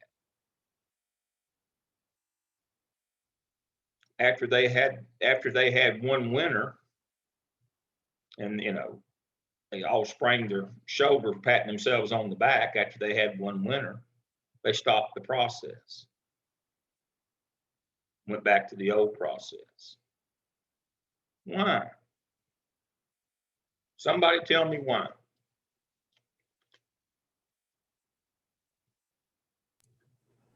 It was too much work for the new program. All right, one at a time. Too much work for the new process? Yeah, was a lot of work. You had to get people, and you had to plan and organize. You had to pull all that data. You had to, schedule all those people at a convenient time where they could come and all meet as a group a couple or three times. It was a lot of work. It was a lot of work. It was time consuming. It took 3 months to go through this. You had to pull the actual principals out of their building to come for multiple interviews, two interviews, 2 different times. They had to be out of the building. You had to have somebody pull all this data. You had to have somebody scheduling. It's hard to get all these business people and people with different walks of life all together at one time. Brought somebody in from the faith community. You had to have a pastor. Their time's a little more, but one was an attorney that worked out of town. I mean, it was very time. It was a 3-month process to from start to finish. It was a 3-month process to identify this person. So that's exactly right. It was time and money. Did they determine that the process was too much, or that just it was the return on investment, theory, that they really didn't, once they won, they realized, all the work that had to go into it, was it really that important to try to have somebody that was cost benefit analysis? That's part of evaluation. That is correct. It's a good point, Jonathan. That's one of the slides that we'll have here in a minute. Is the outcome worth what we had to go through to get it? Or do we just take a random chance that the person that we pick that takes 15 minutes, do we really want to commit this kind of time and energy and expense? We reimburse people for their travel. We bought them meals when they came in and met as committee, all these things, but time being the biggest. But, or can we just, randomly pick and hope for the best? It's a whole lot less time and money. So that absolutely, that was part of it. Absolutely, that was part of it. Is we got a chance. we'll just try to pick somebody that looked like the one that won and not have to go through all this. They haven't had a winner since. But, you know, that's part of it too. When you come in and put a process in place, it's time and money. And so what happens when you leave is that the cost benefit analysis kicks in. Was it really worth what we had to go through? Can't we just do that on our own? Can't we just, we know now what it takes to, you know, what the winner takes, what it takes. We'll just pick somebody that looks like that. Well, wasn't that what they were doing before? How was that working out for you? It did. But now we think we know what to do now. We'll just pick that person.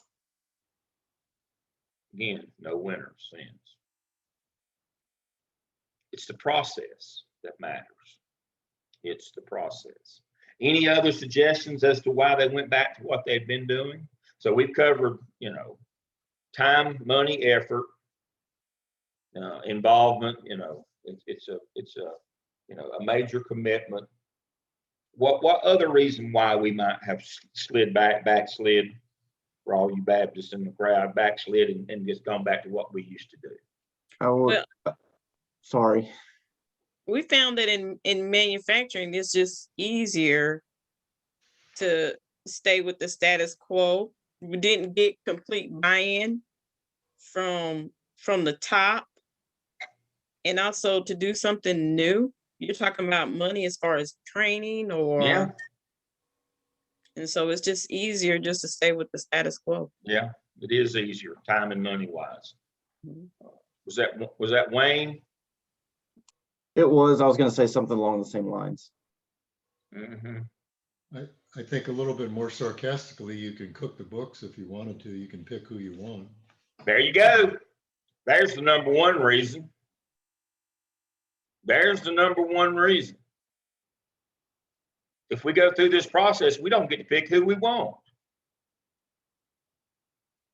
One of the things you learn in the business is sometimes we develop these intricate process just to hide picking who we want.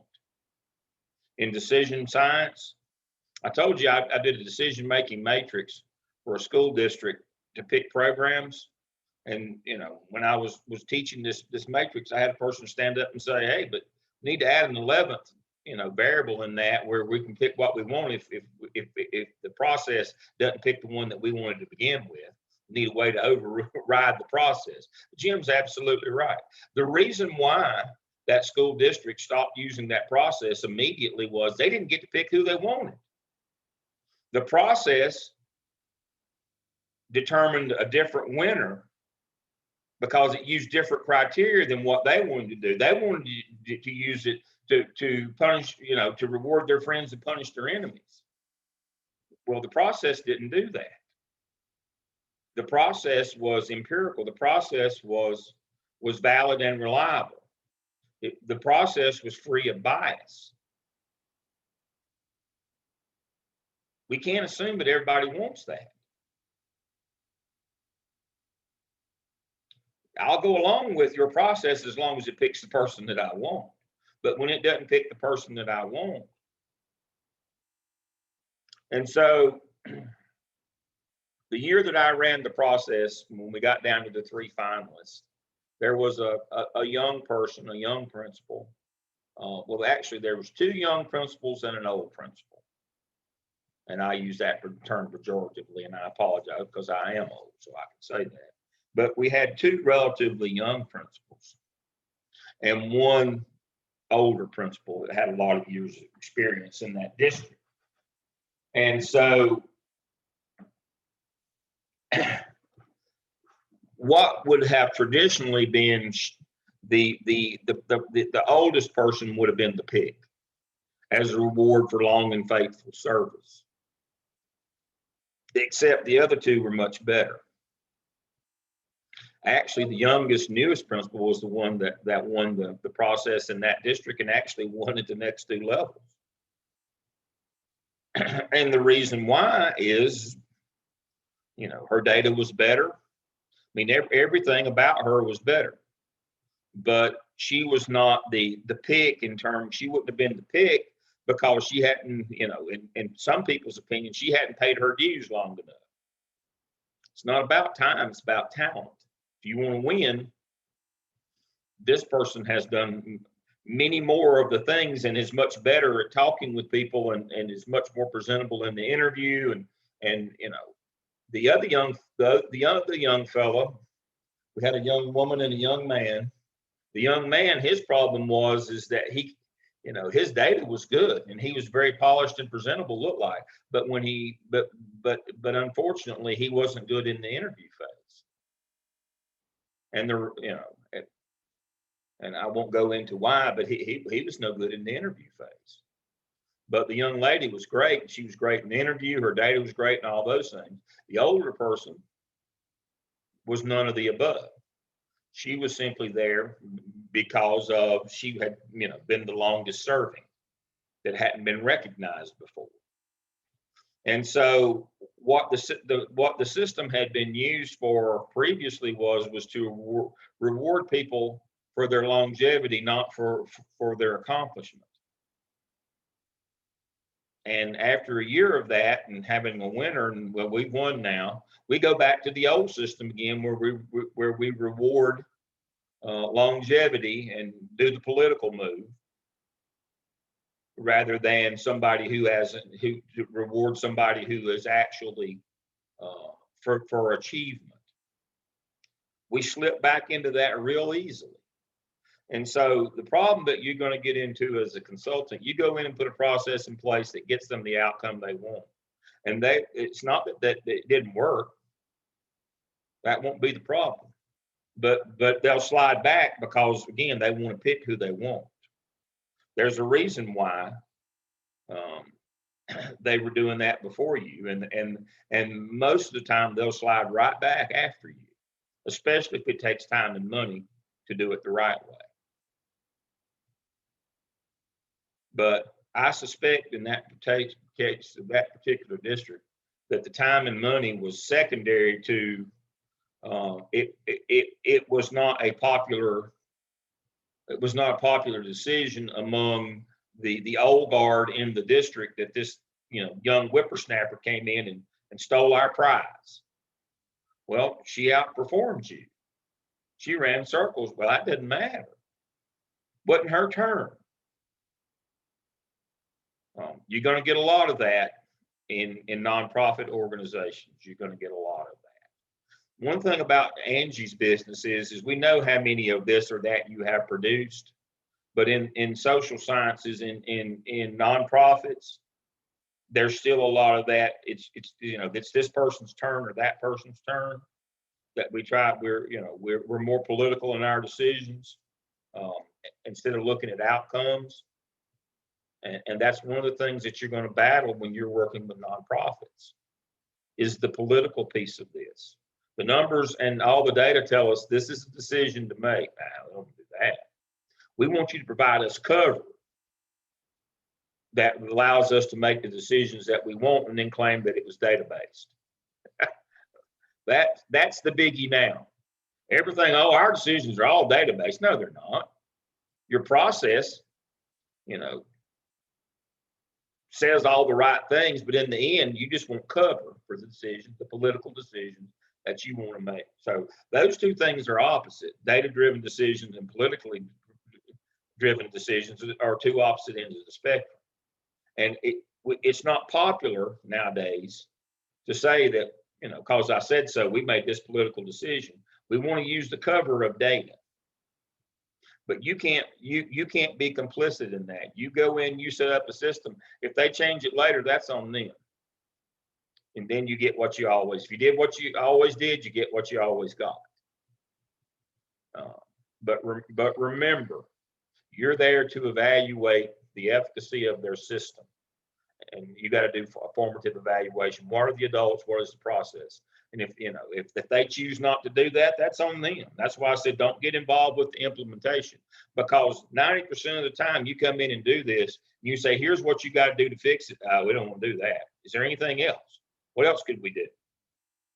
That's just like for years in the school business, You know, instead of tackling social justice issues and actually trying to get kids to actually behave better, we did stupid things like put them in uniforms.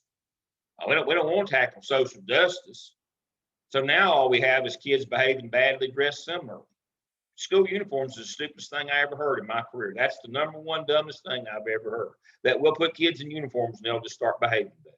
No, they won't.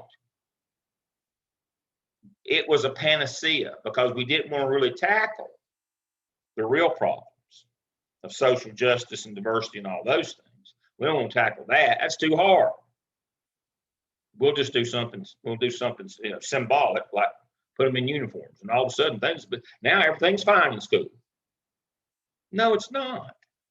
It didn't change a damn thing. Pardon my language. But that's what you'll get. Can you know? Here's what we found you need to do. Okay, is there something else that we could do? We don't want to do that. We'll do anything but what we actually need to do. You're going to get that 90% of the time. That's why I've cautioned you. Don't be part of the implementation. That will not go well. That will not go well. That's a different job than figuring out, putting the plan in place to fix what's wrong. Is a different job than figuring out what's wrong and developing the plan. And the conflict comes when you start trying to change things. The conflict comes when we don't want to do that. The conflict comes when, yeah, this is what the process does now. It actually works. This person won, but we don't want to do that. We were using this process as a reward for longevity and political reasons. We weren't using it, we're not willing to do what it takes to actually win and have somebody advance and get our district recognition if it's not the person that we wanted to win, if it's not the person we wanted to pick.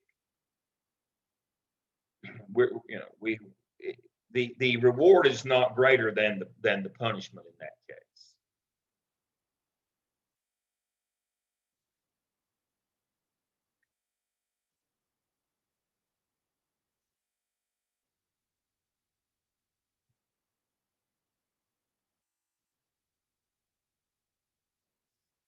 Single system research designs, that's what we've been working on, using evaluation, use qualitative and quantitative. We're working on a particular organization, single system research design, using mixed methodology. That's what we've been doing.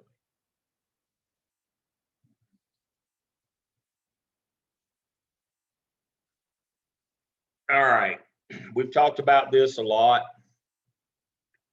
And this is specific to nonprofits. It goes back to our first case study. Quantitative and qualitative. Quantitative, how many clients do you serve?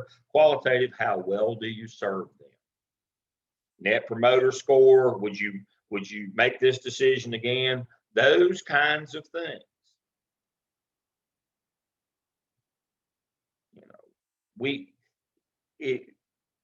Our vision is our own as an organization. Our mission is determined by the client system. Let me say that again. In 730, you learned about mission vision. In the real world, your vision is your own, but your mission is determined by the client system. You cannot fulfill your mission if you don't have any clients, and if you don't serve them well. If they're not satisfied, they won't continue to partake in your services. That's overarching in what we're doing. In the end, the client who's being served has to be a part of the evaluation system. Has to be. It has to be a piece in program evaluation. How well you're serving your clients. So quickly, that's 7. Remember 7.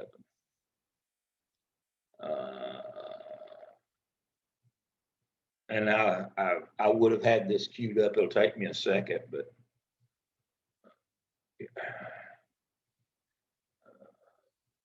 you really can't do it. And so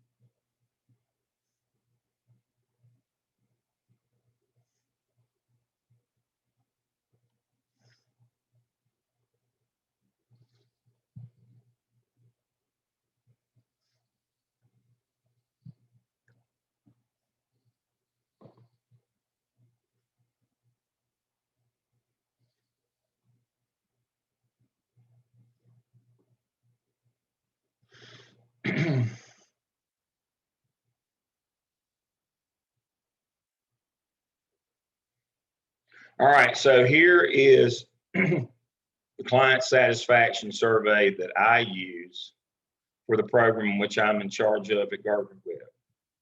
All right, what was your degree program? If you had the opportunity to do it all over again, would you choose to attend Gardner Webb University? I mean, that can't be any, you can't be any more direct than that. You know me. If you answered no, tell me why. If you answered yes, all right, then describe what you consider to be the academic rigor of the courses, and your impression of the faculty, your impression, how well the program prepared you for professional growth, how did you rate your engagement with your peers? Those are the things that I want to know. Would you do it again? The rigor and the impression of the faculty, the engagement with your peers, and the program itself. I want to know your impression of those. I want, you know, this is the client satisfaction survey that I developed and I use. I get this from every completer of our program, and we're the largest graduate program at Gardner Webb by far. But this is the data that I want to know as the leader of this program, these 300 graduate students and 41 faculty. This is what I want to know. And I collect this every semester from all the completers. I also do a follow-up survey of a qualitative nature. This is the quantitative survey. I also do this survey with them. Let me move this out of the way. I gotta close this. If it times me out, I won't be able to get back in. Let me get out of that.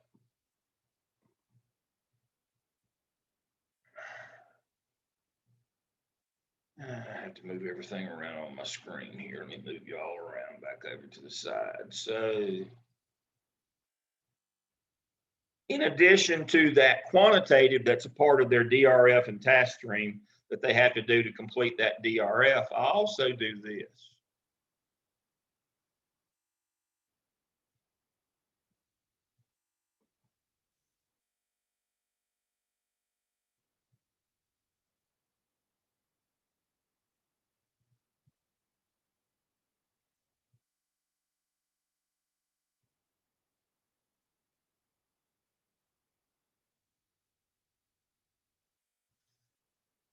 I ask them to reflect not on what we did, but what they got. That's part of client satisfaction as well. What do you feel like you got? It's not just what did we do. That's the quantitative piece for me. You saw that one. Now the qualitative are these open-ended. At the end of your graduate school, reflect on your goal to pursue a degree. 2 years later, how do you feel about that goal that you set for yourself? How do you feel about that after 2 years? How do you feel you've grown in your understanding of school leadership? How do you feel that you've grown personally? Thinking of the projects you've completed at your school, list 3 important things that you have learned. Describe what has made you proud to provide leadership in your school and why. How could you apply work you've done in this program to other school leadership opportunities? Again, this is about you. And what do you wish I'd have asked or you'd like to share with me? This is the second piece, the qualitative piece of client satisfaction.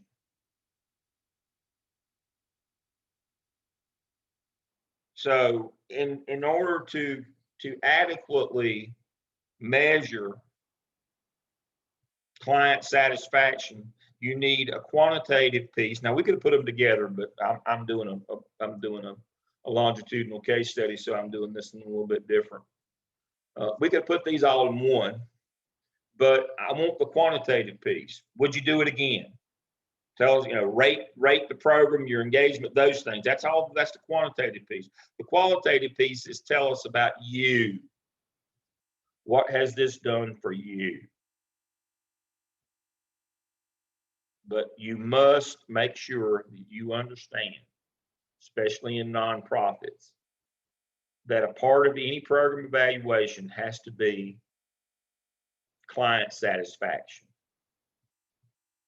It is not a separate or an individual or an incidental thing. It has to be an equal partner. And again, we use mixed methodology. It has to be an equal partner in program evaluation. Just because you pitching doesn't mean they're catching.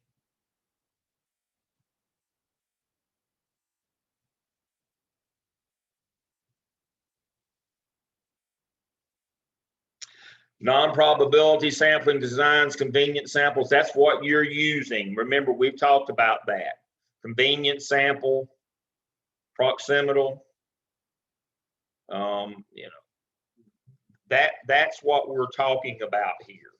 You are not using random samples. You're working with a specific convenient sample, or what some people call a purposeful sample, and that's okay. We're tailoring an action plan for that particular sample of the population. And so all we have to do, just like Jonathan has been working on, is since he's working at Cleveland Community College, we don't do analysis of variance. Well, he's getting categorical data, but since he's working just like Dick is working with one school, that's a convenience or a purposeful sample. That's okay. We just do chi-square for goodness of fit to make sure they aren't an outlier and move on with our business. It's okay. The notion that everything that you do has to be a random sample, it's not going to be a random sample as the consultant. It's always going to be a convenience or a purposeful sample. As long as we know that and acknowledge that, and we run our chi-square to make sure that they aren't an outlier group, then we're fine. There's nothing unethical, illegal, immoral about that, as long as you understand the rules for non-probability sampling. Because 99.9% of the work that you do is going to be with a non-probability sample. It's not just going to be some random group. They hired you to work with their group. As long as you know the rules, everything is good.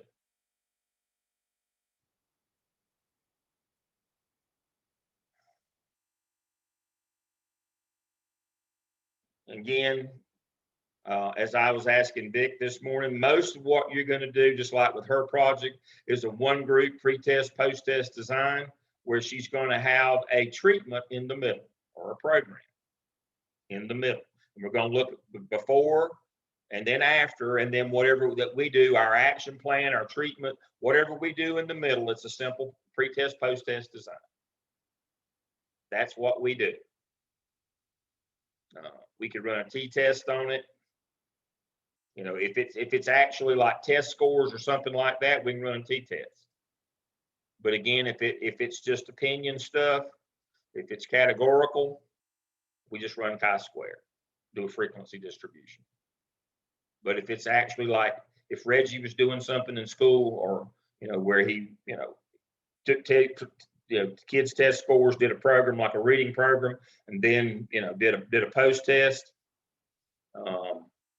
then we'd simply run a t-test for significance to make sure that whatever difference we found from pre to post was based on the program that we run, the treatment that we did.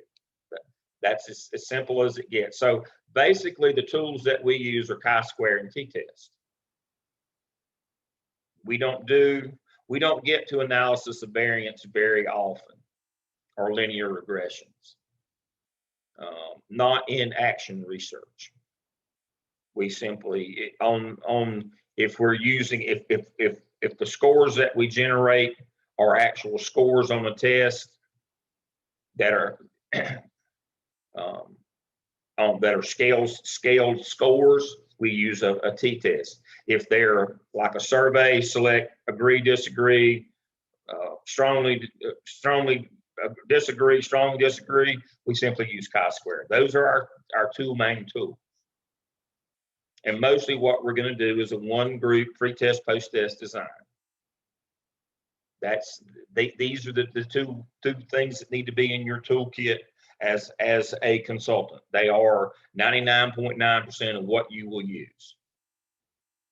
Very, very, very rarely will you have to get into analysis of variance. Very rarely will you do something as high level as a regression analysis. It's mostly t-test, like on test scores, and chi-square on survey responses. That's pretty much it.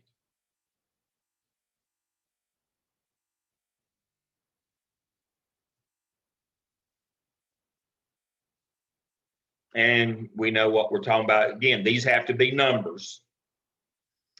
If we're doing, if we're doing a simple t-test. But again, cost effectiveness, cost evaluation, cost benefit evaluation, again, that's part of all of what we do as consultants, what we're talking about before. I'll be kind to that county with the principal. If I were being kind, I'd say they just didn't want to put the time and money, the cost benefit analysis. It wasn't worthwhile that they had to go through time and money wise in order to get a winner. That's would be the standard answer. The real answer was they didn't get to pick who they wanted. That's knowing them. They didn't get to pick who they wanted. But cost benefit analysis is your primary concern. When you come and put a fix in, a new process, a new program, whatever your action plan says that this organization needs to do, there's a cost benefit analysis. We're talking about school. I mean, you come in and put $1 million reading program in, and it only moves kids' scores up 1 point. It's not worth 1 point's not it's not worth $1 million. Now, if you got 10 points, wow, that was a bargain. If you got a 10-point growth in their reading scores district wide, that's 2 standard deviations. That's wow, that's what you're supposed to get. So yeah, that's worth $1 million. 1 point, no. We're not saying you didn't get the 1 point. We're just saying it's not worth $1 million. So cost effectiveness evaluation does not mean that we didn't get, doesn't mean that we didn't get a gain. It means how meaningful that gain was, that falls into that category of meaningful. Is it worth $1 million? I mean, and that's one of those things that you have to have those critical conversations with organizations is, this is what it's going to cost to do this. And this is what the expected gain that we can expect is that in the ballpark? And you should know that as a consultant. We can expect to get 1 standard deviation to gain. And if we put, reading to achieve in your schools, we can expect 1 standard deviation. That's a 5-point gain in your test scores. It's going to cost you $2 million. Is it worth $2 million to you to get a 5-point gain? If the answer is no, then this is a no-brainer. We don't do this. Because the worst thing that can happen as a consultant is you put in the program or the treatment or the fix that from your action plan, and it gets the result that you want, and they're still mad. What more can I do? I identified your problem. I put your fix in. I got you the results that I said I would get, but you telling me it's not worth it. I should know that up front.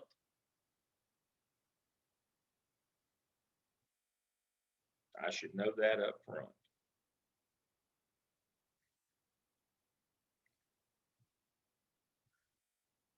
We know about reliability. We know about validity. Those are the hallmarks of what we do.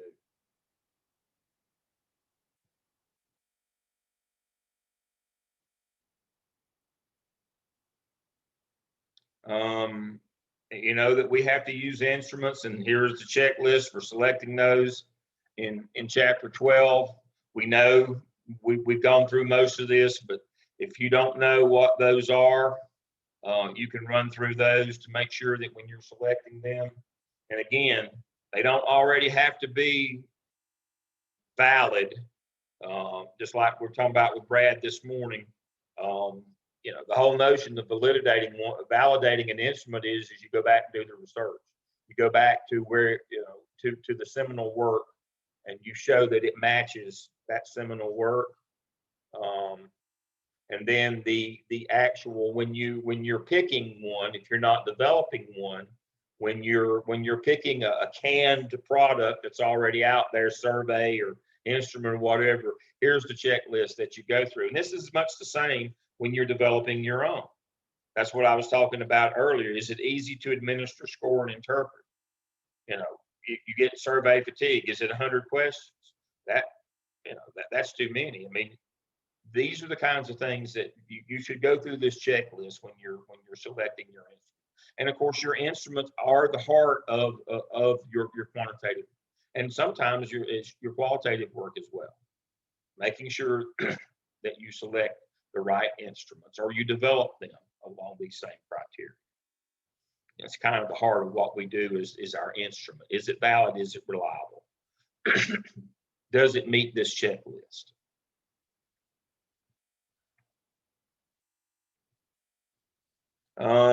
What is treatment fidelity and why is it important? And again, that's why I said don't be the person. Don't sign on to do their needs assessment, to assess their problem, develop the action plan, and then implement it, because that means you got to be there to make sure it's implemented with fidelity. Just like Angie was talking about, it's easier not to do it because it's not the way this is not the way we've done this before. It goes back to how I started this final session here that encapsulates this entire course. People don't want to change. Monty Hall, three-door theory. People are afraid that they've just got it right. People are averse to change. And just because you tell them, here are the steps that you got to do, doesn't mean that they'll do them. And that's the most important piece, is making sure that whatever program, treatment, or fix that you have, your action plan calls for, that it is implemented with fidelity, that they follow what you told them to do.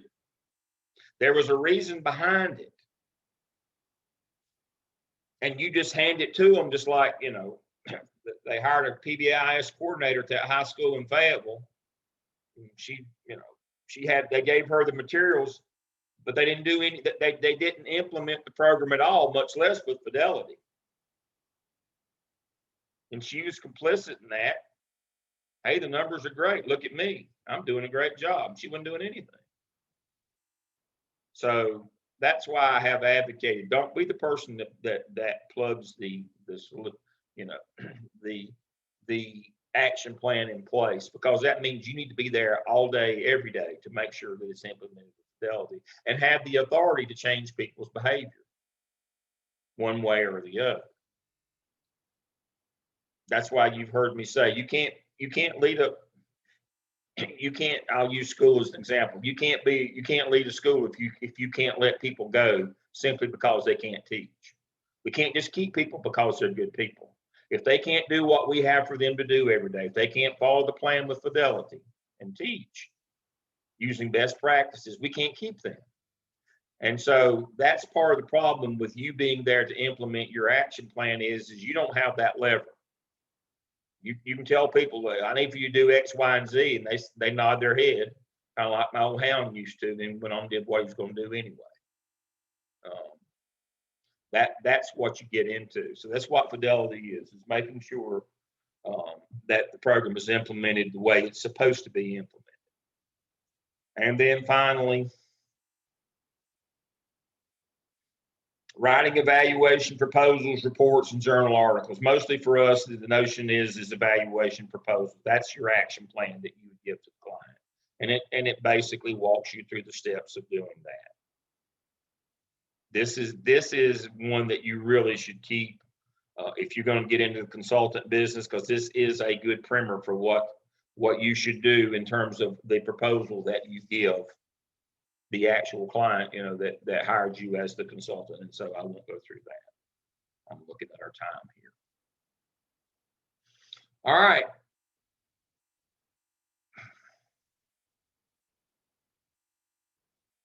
That is DEOL 738 from beginning to end.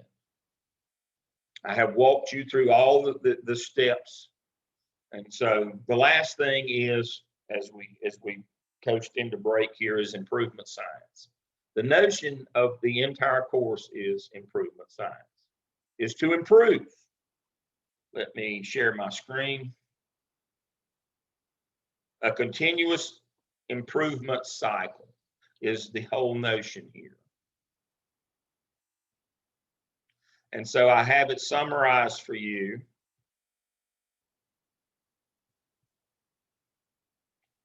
In this document from Carnegie.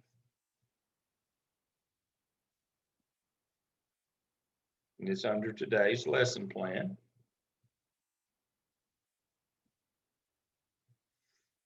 These are the 6 core principles of improvement from the Carnegie Foundation, and these are things that we've tried to touch on all 6 of these, but in the end, this kind of encapsulates the entire notion of consultancy, of being a leader. Make the work problem specific and user centered. What specifically is the problem we're trying to solve? Like Jim was talking about this morning, problem identification. Variation in performance is the core problem to address. Again,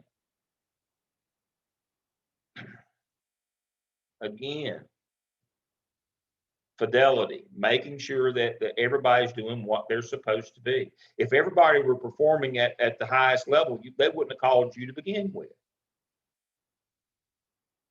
10% of the people are doing 90% of the work. That's the way most organizations work. That's why they called you.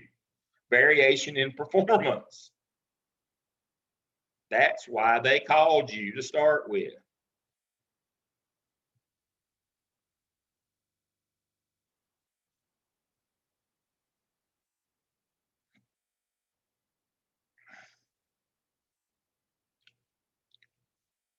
Yeah, the PowerPoints I just went through are in session 6, 5, and 6. They are in your shell. All right, number 3, see the system that produces the current outcome. That's what I was talking about this morning. Your process or your system determines your outcome. But we don't want to change what we're doing. Well, then you can't change what you get at the end. You know, the person that retired from the organization I was talking about, he complained about the new president. Well, that was what the process got you. Well, the process determines the product. That's the way it works. You've got to change the process. You have to change the process. That's what you're doing. Yeah, definition of insanity. That's exactly right. Doing the same thing over and over again, expecting a different result. But then as the school district example I used this morning, we changed the process, got a different outcome. Actually was win, but they still went back to the old way anyway. Because winning wasn't as important as doing it the way we want to do it. Some people and some organizations had rather lose with their people and their process than win doing it another way. That's the problem with churches. I mean, make sure I don't get hit by a bolt of lightning here. But why are churches dying? I can tell you why. They refuse to change and adapt. I read a wonderful article, and I won't get into it because it's highly politicized. I read a wonderful article this week about why churches are losing clients. They refuse to change. They won't diversify. They won't, they're still rooted in, a time before the civil rights movement. That's why they're not, why they're dying. And they'd rather die than change. That's why I don't do work. I only do numbers. Now, Jeff, he's a much better person. You already knew that. Jeff Hamilton's a much better person than I am. He actually goes out and does the work with churches. I just thump the numbers for him. I refuse to go out and work with churches. I don't have the patience to work with people that dumb. I'm afraid it'll rub off on me. I need all the IQ points I got. I can't afford to give any up. You go out and tell people, we'll change. We'll put I'll tell you what we'll do. We'll bring a person with a guitar, to be with the choir. Isn't that enough change? No, that's that's lipstick on a pig. That's putting uniforms on bad behaving kids. That's not a change of any kind. You got to do this. You might want to have women or some diversity or some of that, or be accepting of different life. Oh, we can't do any of that. Well, that's the system that is producing the outcome, which is your enrollment, your membership is shrinking every day. It's literally dying out. And if you want to get some younger people, you're going to have to, well, we don't want to do that. Well, then this is the system that produces the current outcome. If you're not willing to change it, then I can't help you. I'm not smart enough to help some people. We can't improve what we can't measure. That's why we do qualitative and quantitative. That's why we use our instruments that are valid and reliable. We can't change what we can't measure. Anchor practice improvement with disciplined inquiry. You know, and we know what that is. I won't go through all that, but disciplined inquiry means we follow the steps. We know IRB, how we're supposed to do it, the ethical piece. We use validated, we use reliable, we research our literature, we follow the process. We're disciplined in our inquiry. And we accelerate improvements through network communities. So that's improvement science. That is the core, that is the foundation that this course is based on, because that is the foundation of consultancy. Now, just because I've been pitching doesn't mean you've been catching. I get that. But I hope in the end you can see there's been a rationale for everything that we've done based on our conceptual framework.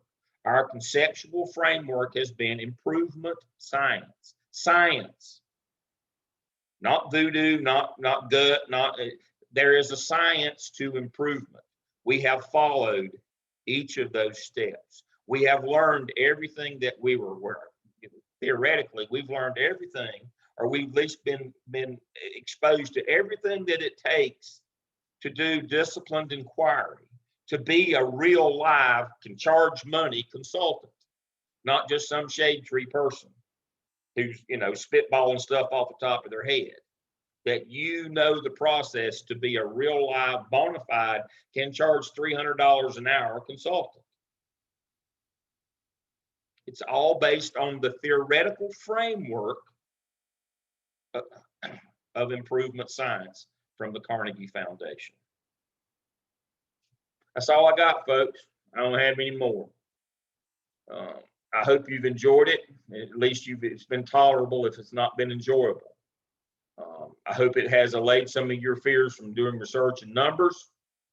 I hope you can see the value in doing those things, and that you can get through those. And so we're right on our time at 11:30.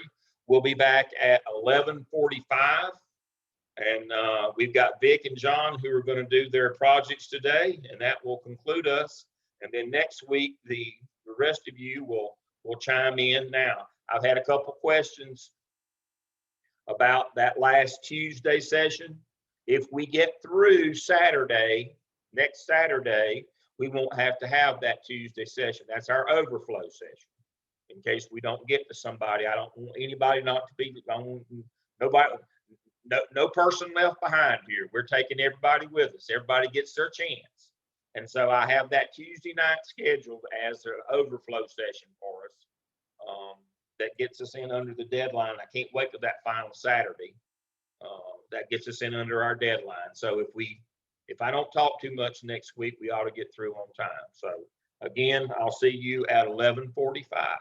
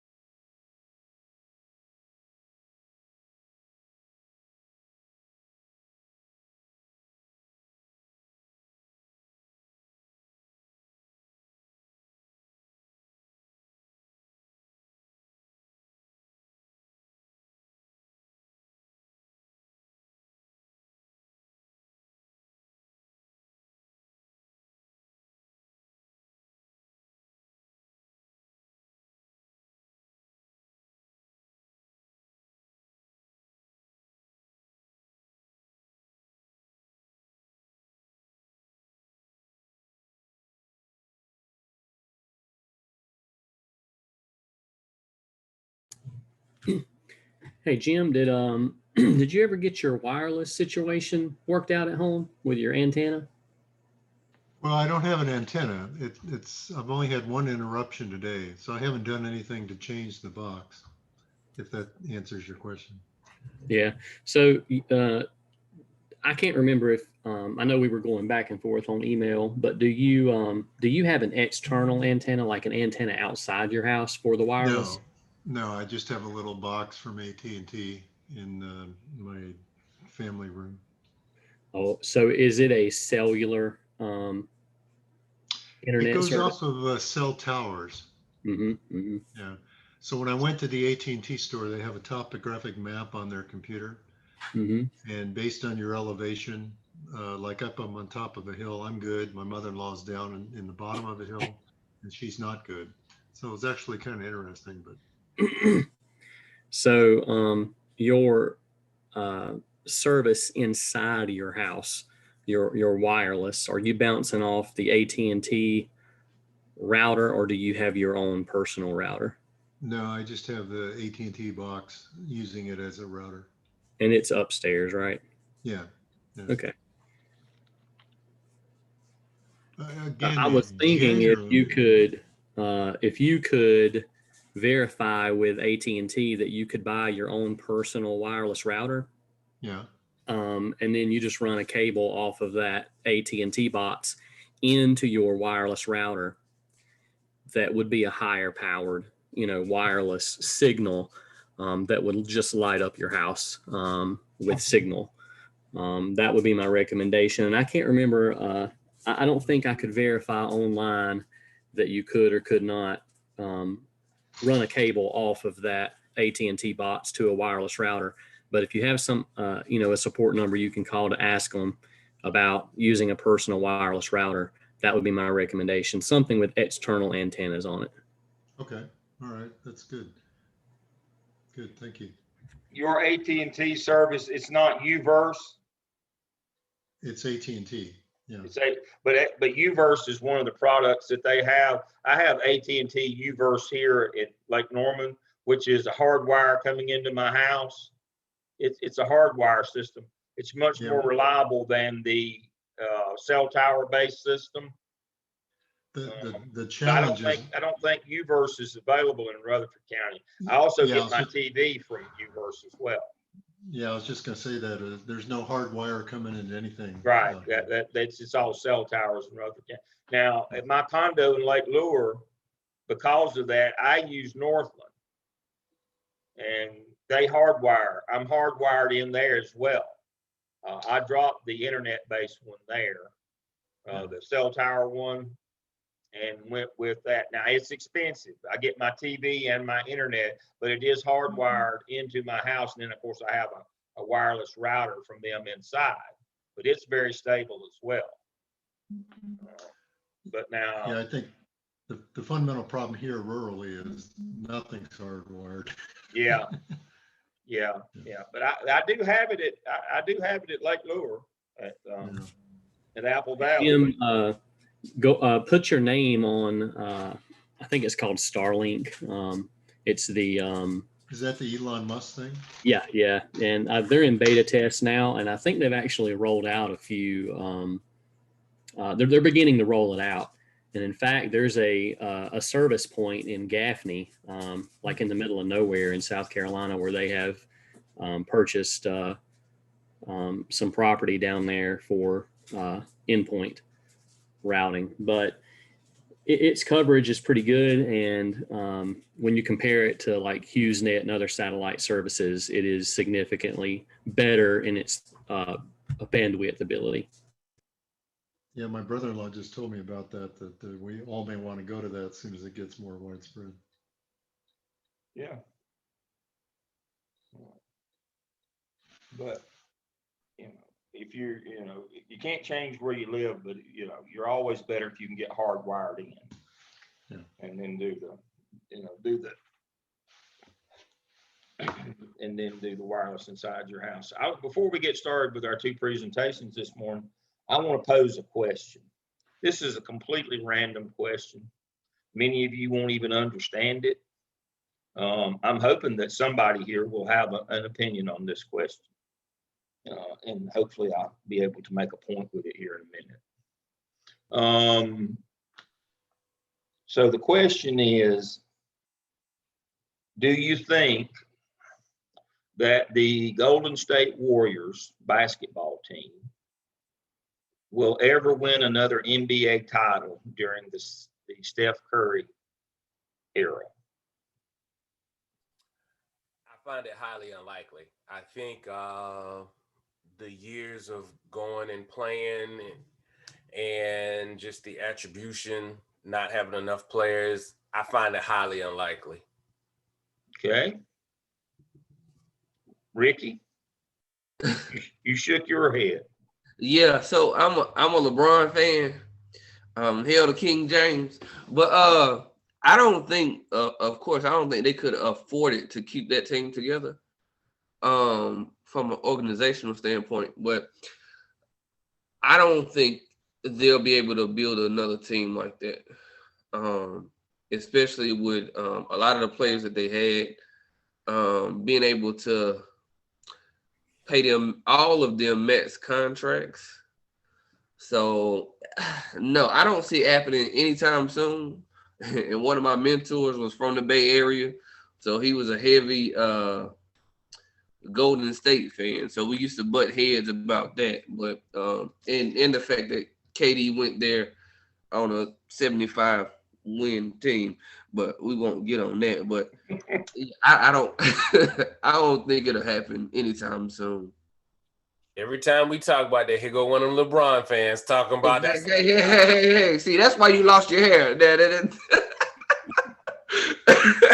No, Ricky, I fired my hair before it quit on me. It's if that's how you want to put it, I'll accept that. Yeah. I think if they get Clay back and they get some young talent, they can make some deep runs. I just don't know. I mean, I think analytically they changed the game when you got people that can, exchange twos for threes. But when you have an off night, which is that game 7 in which Cleveland came back, legs get tired, off night, bully ball, you can go down and score some points. So, yeah, right. Shernay, you gonna weigh in? I saw you shake your head. I really just shook my head because of this LeBron love over here from Ricky. So, but I do agree. I do agree with Reggie, though. I don't think it's gonna happen. I think, and I agree with Ricky too. I mean, I don't think they can afford it. So no. With all those max contracts. Mm-hmm. Yeah. All right. Anybody else want to weigh in, and then I'll make my point before we go to our presentation. Well, I'll say this. I didn't know Charnay was such a LeBron hater, but go ahead. All right. Too many times we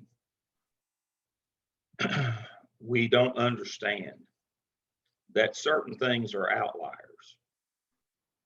that we can't replicate them again. How many teams have we seen in the NBA and in college basketball that thought that the whole notion is if we get us a 3-point shooter, that we can win?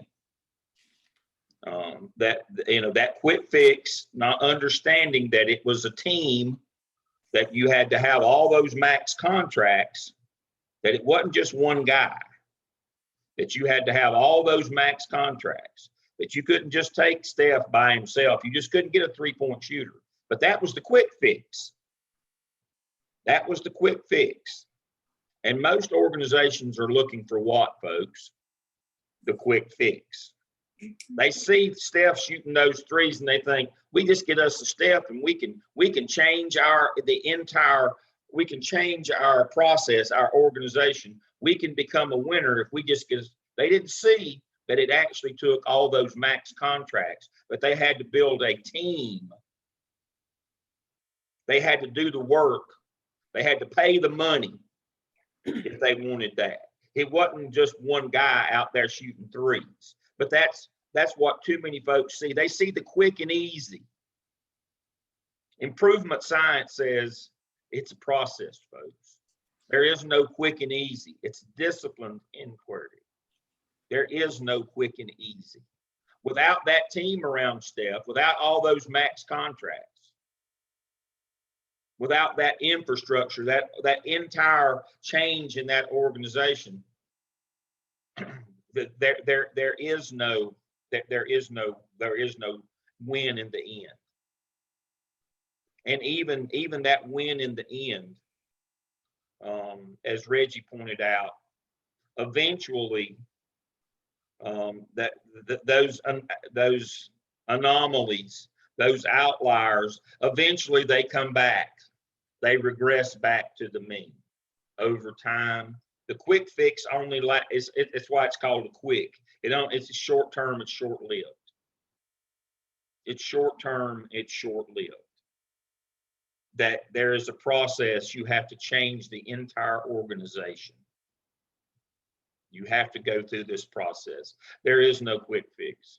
And most of the people that are looking to hire you as a consultant are looking for the quick fix. They're looking for the three-point shooter, not understanding that little bump that you might get from that three-point shooter cannot be sustained if your organization can't sustain that change, that fundamental change in what you do.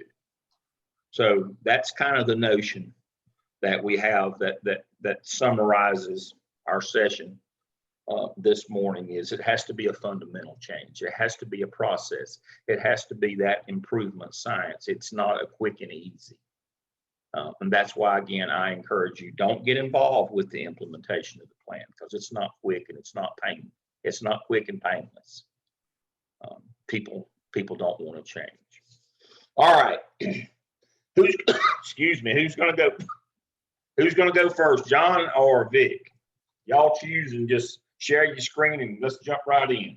Do you mind, Jonathan, if I go? Yeah, go ahead. Okay. The nerves. Thank you.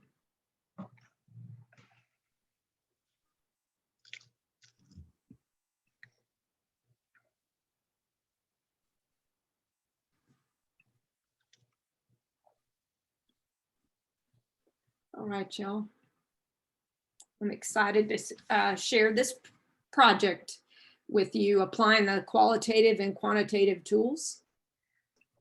This experience in this class and definitely this project has benefited me personally and professionally in my role as a principal, realizing the importance of not just collecting data, but analyzing it and reflecting on it. The importance of testing to see if a practice or plan is working and not just assuming that I know. As we discussed this morning with the quants book, really taking the time to check systematically to get a true understanding of attitudes, attributes, the input from using the method too, and listening also to what the experts say. Controlling for my bias and knowing that I have that. I definitely have gaps in understanding data analysis, but I'm excited because I do have direction for my study pathway, if you will.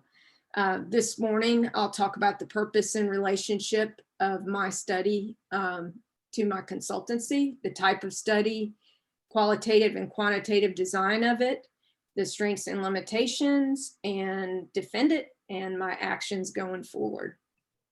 My purpose is to confirm collective leadership practices positively impact teacher job satisfaction.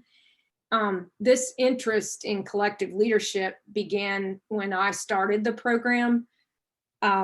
Definitely saw the value of that and wanted to implement within the school.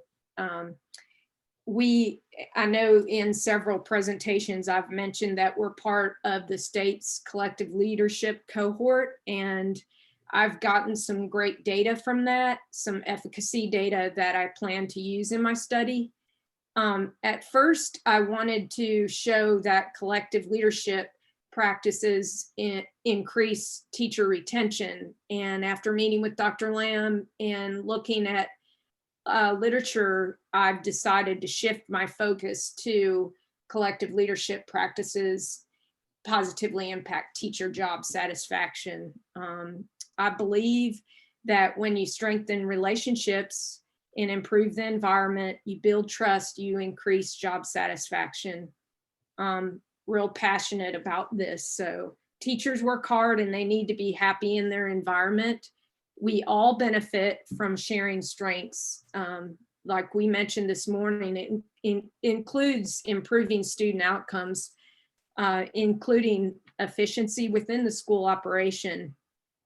And looking at students now, just practicing collectively improves their character as well, as we model for them. So empowering teachers increases their involvement, it increases their confidence, and especially when they're validated for trying things and being the expert at things, it improves and increases their intrinsic motivation. So my goal and direction is to share those findings, confirming the value. I look forward to the outcomes, looking at 2 deliverables of an induction program at our school that is for 3 years. Our district has a 1-year support program for new teachers, and I really feel like the teachers need a different kind of support for their first 3 years. So I'm looking at that as a deliverable, and also looking at the structure of our master schedule to allow time for those collective practices and peer observations, professional development, participating in PLCs, mentoring, coaching, and vertical planning. My design is mixed methods action research, and we've heard that several times today. That's the type of plan that I'm using with one group, pre and post test in a convergent design. As this graphic shows, I'll be collecting quantitative and qualitative data and now analyzing it and comparing results, integrating it and interpreting it. My practice is pragmatic. I'm using other kinds of data to triangulate. Again, that post-survey interviews to make the study richer and for deeper understanding. My purpose is to confirm the value of collective leadership. And the reason for action research is the participative style. The study I know unfolds as I collect and analyze data. Here is a sample of my survey. It was prepared in Qualtrics. It has 5 4-point Likert items, as you see on the top of this slide, and 5 open-ended qualitative type questions to complement the Likert items. I have a selected purposeful sample of 45 certified teachers, and they range in experience from less than 1 year to over 30 years of experience. The survey will be sent electronically, including researcher information and informed consent. The quantitative analysis will include analysis of the Likert items, treating them, as we said this morning, as categorical data. Each item will be analyzed individually to understand the attributes. For the central tendency, I'll use the mode, and I will visualize the frequency in a stacked bar chart. I can use a histogram. This example on this slide is of a 5-point Likert. We're using 4, but I wanted to provide you with a visual. And in further analysis, I will use the chi-square to look for outliers. And I want to tell you that I put this formula on here to impress you all, but Dr. Lamb gave me a calculator So all you have to do is load your information and it'll run the chi-square. So no worries there. Looking at qualitative analysis for the open-ended questions, I am going to let the participants view the results, looking again for keywords and themes, writing questions on really kind of getting deep with this information, because it again tells the story of the Likert style items. So comparing that and integrating findings with the quantitative data will help with depth of understanding. This thematic analysis, I chose it, I found this, it was prepared in Excel, but I like the color coding of it as these themes are in different colors. So I'm going to use that as well. And then again, it's brought together with my quantitative data. The history of action research originated in the 1930s through the work of Kurt Lewin, as called field theory, participative style.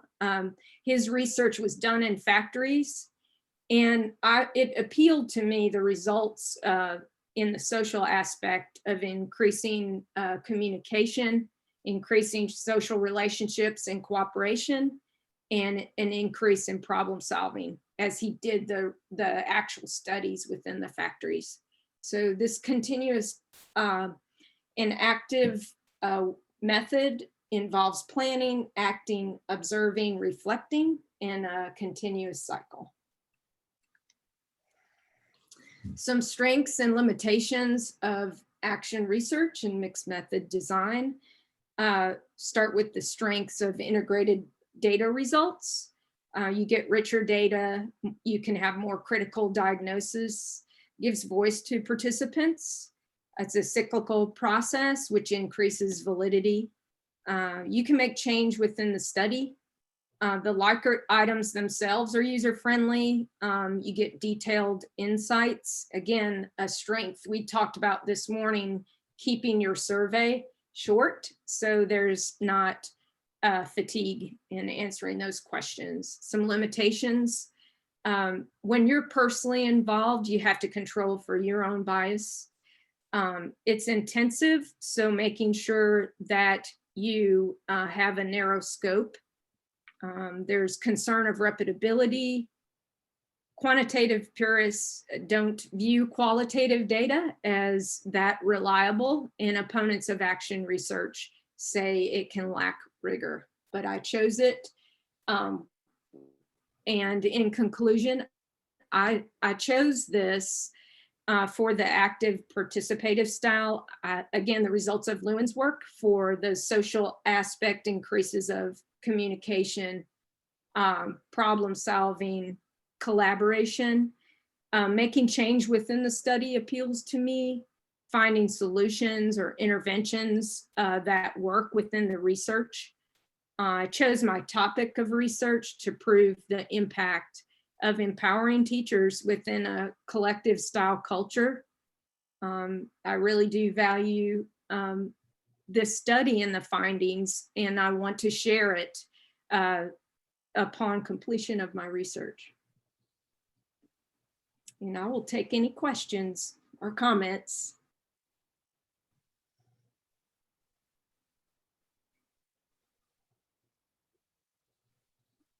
Okay, excellent. All right, let's talk about next steps in preparation for your DEOL consultancy final project that you present in your last semester. All right, so this is the heart of that DEOL final project. What you're going to do, your methodology. Now, along with your final project, you'll have to do a review of literature. All right, so let's think for a minute with Vic.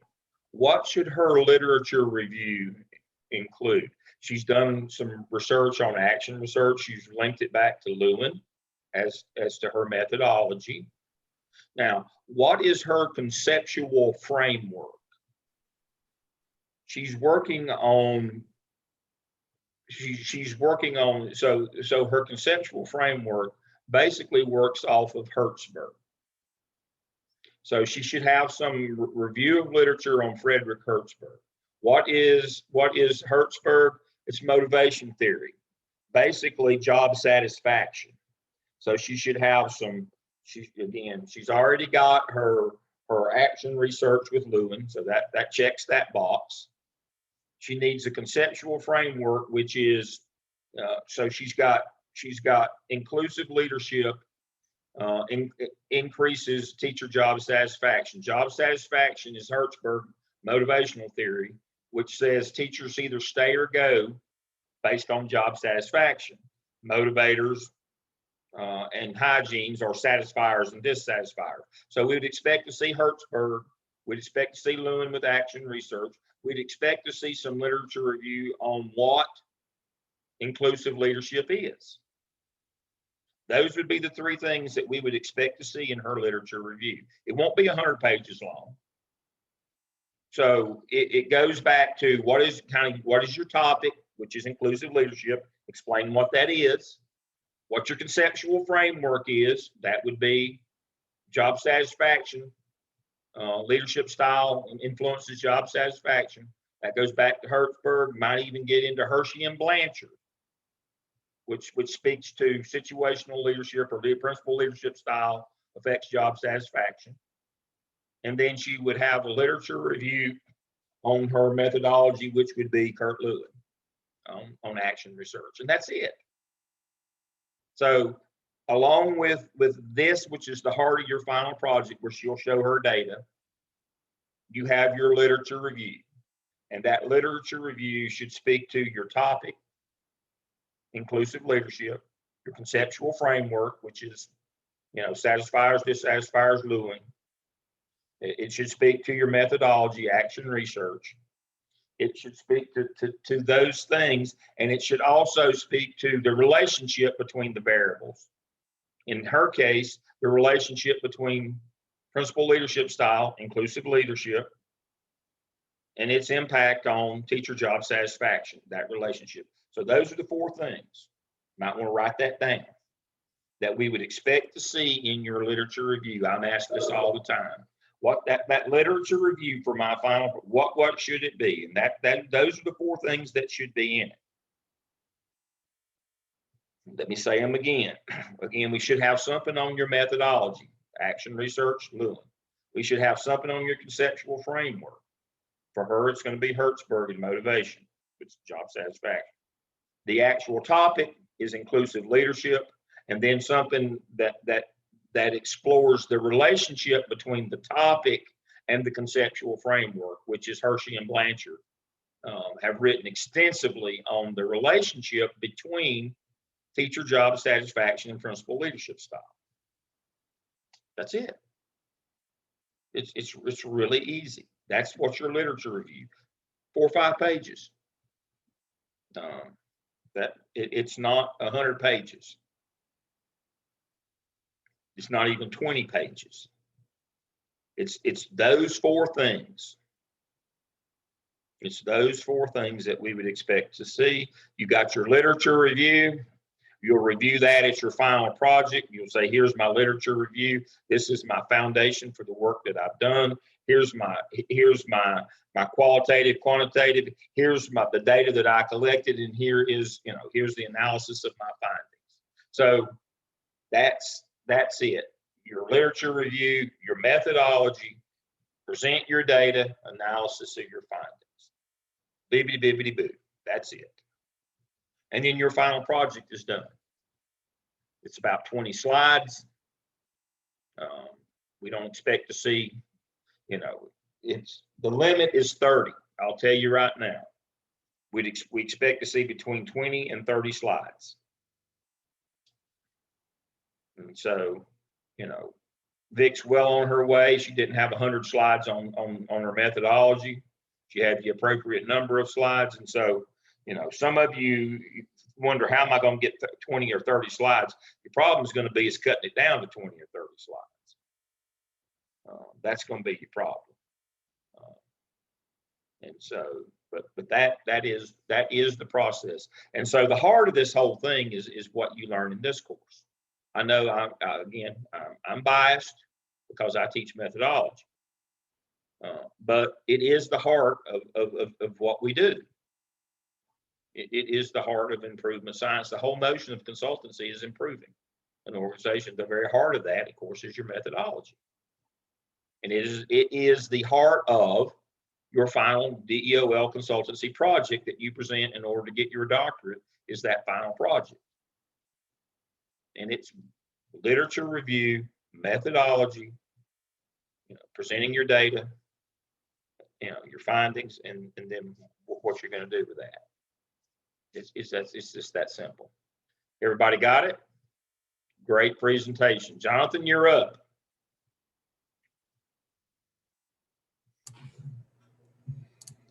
Okay, share my screen here.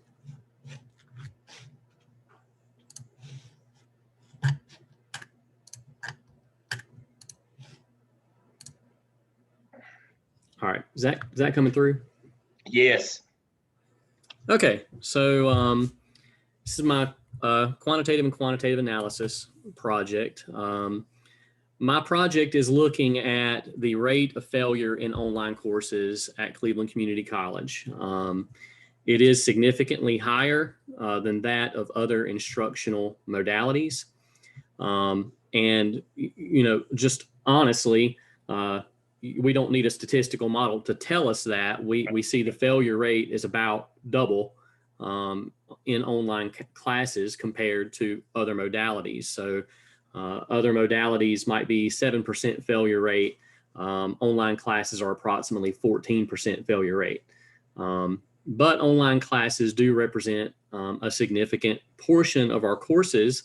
I just wanted to cover some of the instructional modalities that we have. We have the 100% traditional seated modality. That's 100% face-to-face instruction with an instructor. You attend 100% of the hours of the course face-to-face.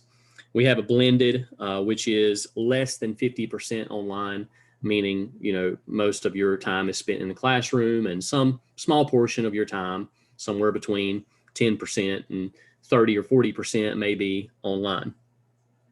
Then we have hybrid, which is more than 50% online.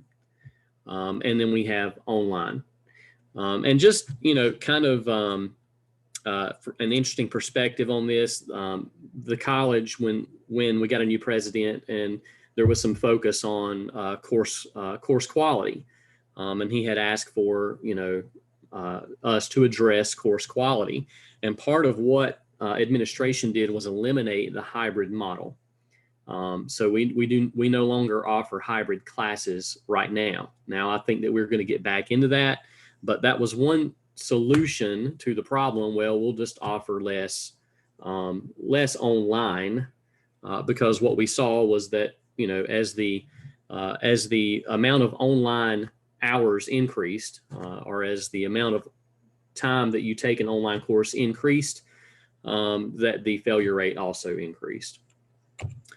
So my null hypothesis for testing is there is no difference in the success rate of students in online courses compared to all courses. My research hypothesis is that there is a positive relationship between online course quality and student success. And I just explain this further because I'm really focused on an enhancement plan that incorporates professional development and course evaluation and certification around a holistic rubric of quality standards. And I think that that will increase the rate of student success in online courses.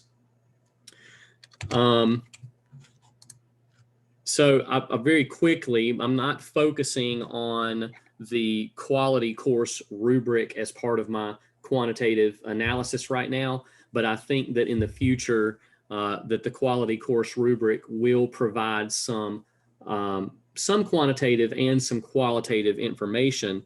But the rubric was adapted from quality standards that were developed by committee, that were presented from quality standards that were from Quality Matters, from Wake Tech's top 10 QEP that they recently completed with SACS that was focused on online improvement, and what quality means to Cleveland Community College, both to faculty, staff, and administration, which comprised the e-learning committee and went through the approval process. So what we came up with was a rubric of standards that's divided into 4 major categories: organization and design, curriculum and instruction, technology and learner support, and accessibility, usability, and ADA compliance.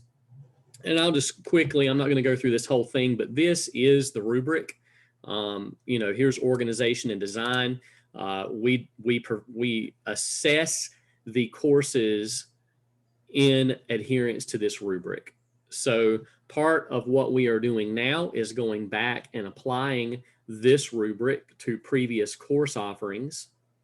And after the professional development is completed and faculty have gone through this rubric and the professional development process to improve the quality in their online courses, this is the assessment instrument that is used on their course post-completion.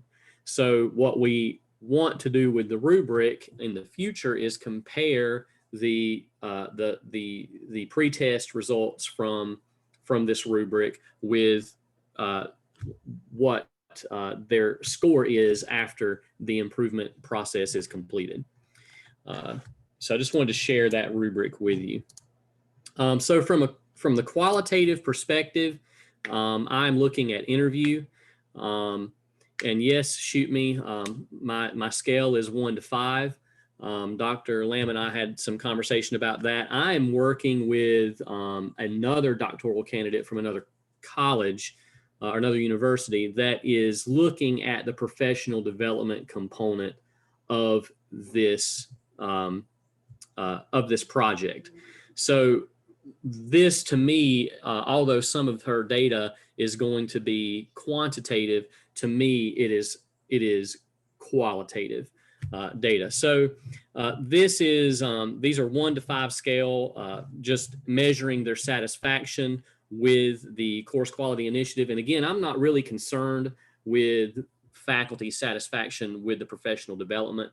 I mean, this stuff is not fun. You're going to not find many faculty members who are like, wow, I really wanted to do this. It's more of a, I have to do this thing. So there's the satisfaction, that's not really what we're out for. We're out for increasing student success in the classes.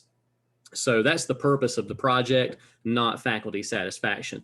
However, for buy-in and from a qualitative perspective, just to look at this, from a holistic perspective, collecting this data is important to show administration and other faculty that their peers find the effort worthwhile. It's part of selling the project to faculty. So we have some multiple answer questions as well. These are if you chose a 3 or below in the previous section on satisfaction, we wanted to know why. Why did you choose below a 3? Nobody did choose below a 3. So this so far with the pilot group has been a null question. And then there's some open-ended questions in the interview as well. What information from the course quality and entry training has been the most relevant to your job? What is not relevant to your job? What information should be added to the professional development to make it more relevant? And then looking back, how could this program have been improved? So definitely looking at qualitative data here. These are the responses from the interview questions. I wanted I just ran this through the statistical model in Excel, just the standard statistics on data, right, to spit it out.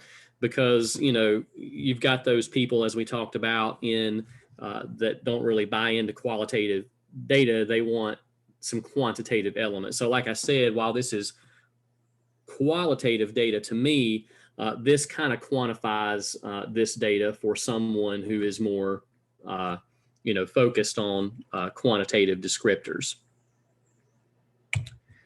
What I found in looking at the open-ended questions and the feedback that came back from the survey on the 8 faculty who are currently who have gone through the process and who responded to the survey, those themes were student learning outcomes and course design. And I put those in green because they were those themes came through as positive things that they gained out of the process.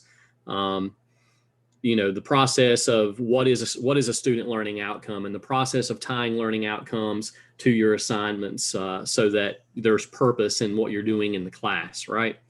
And then some of the negative themes that came out was time. It being a time-consuming process, time being a factor in being able to get it done.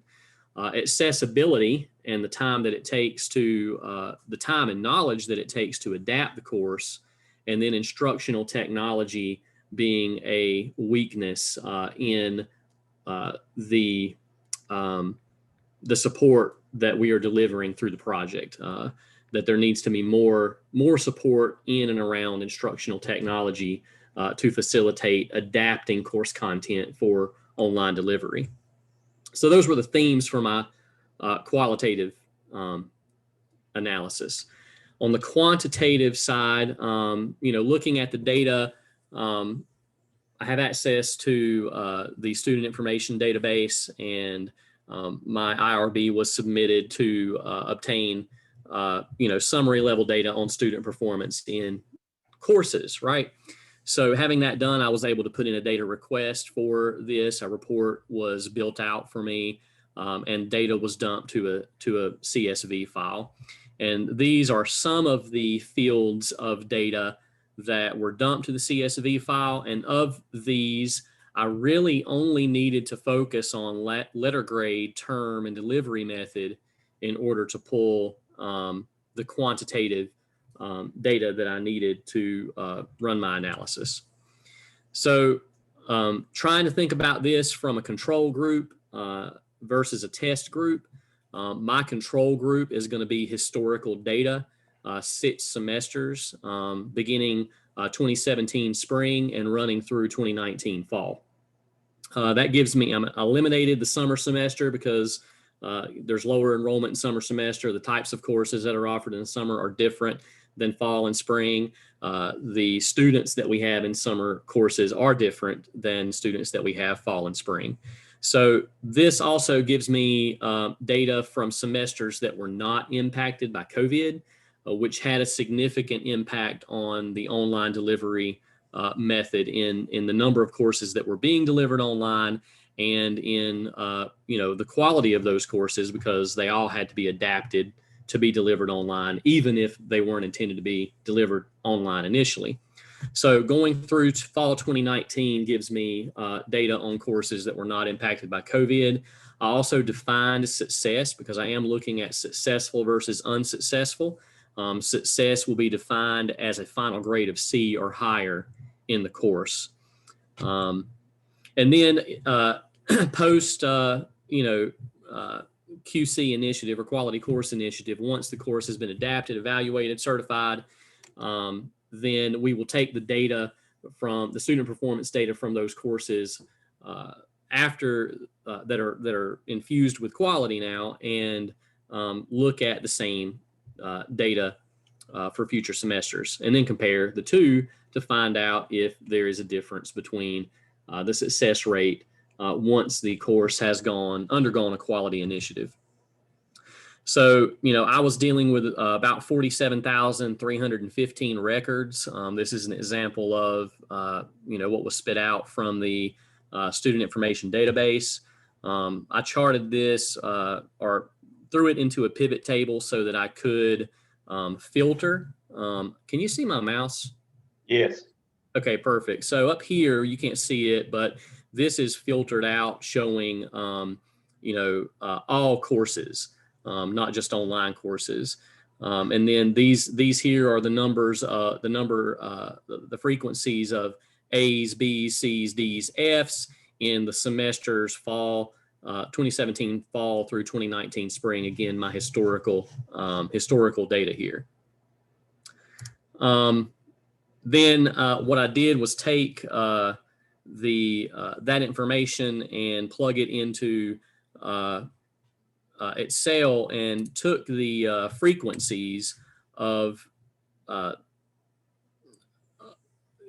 I should say that, I made a mistake in the beginning when I was looking at observed versus expected, because I was focusing on online courses as what I was observing, and then my expected, I was eliminating online from the population, right?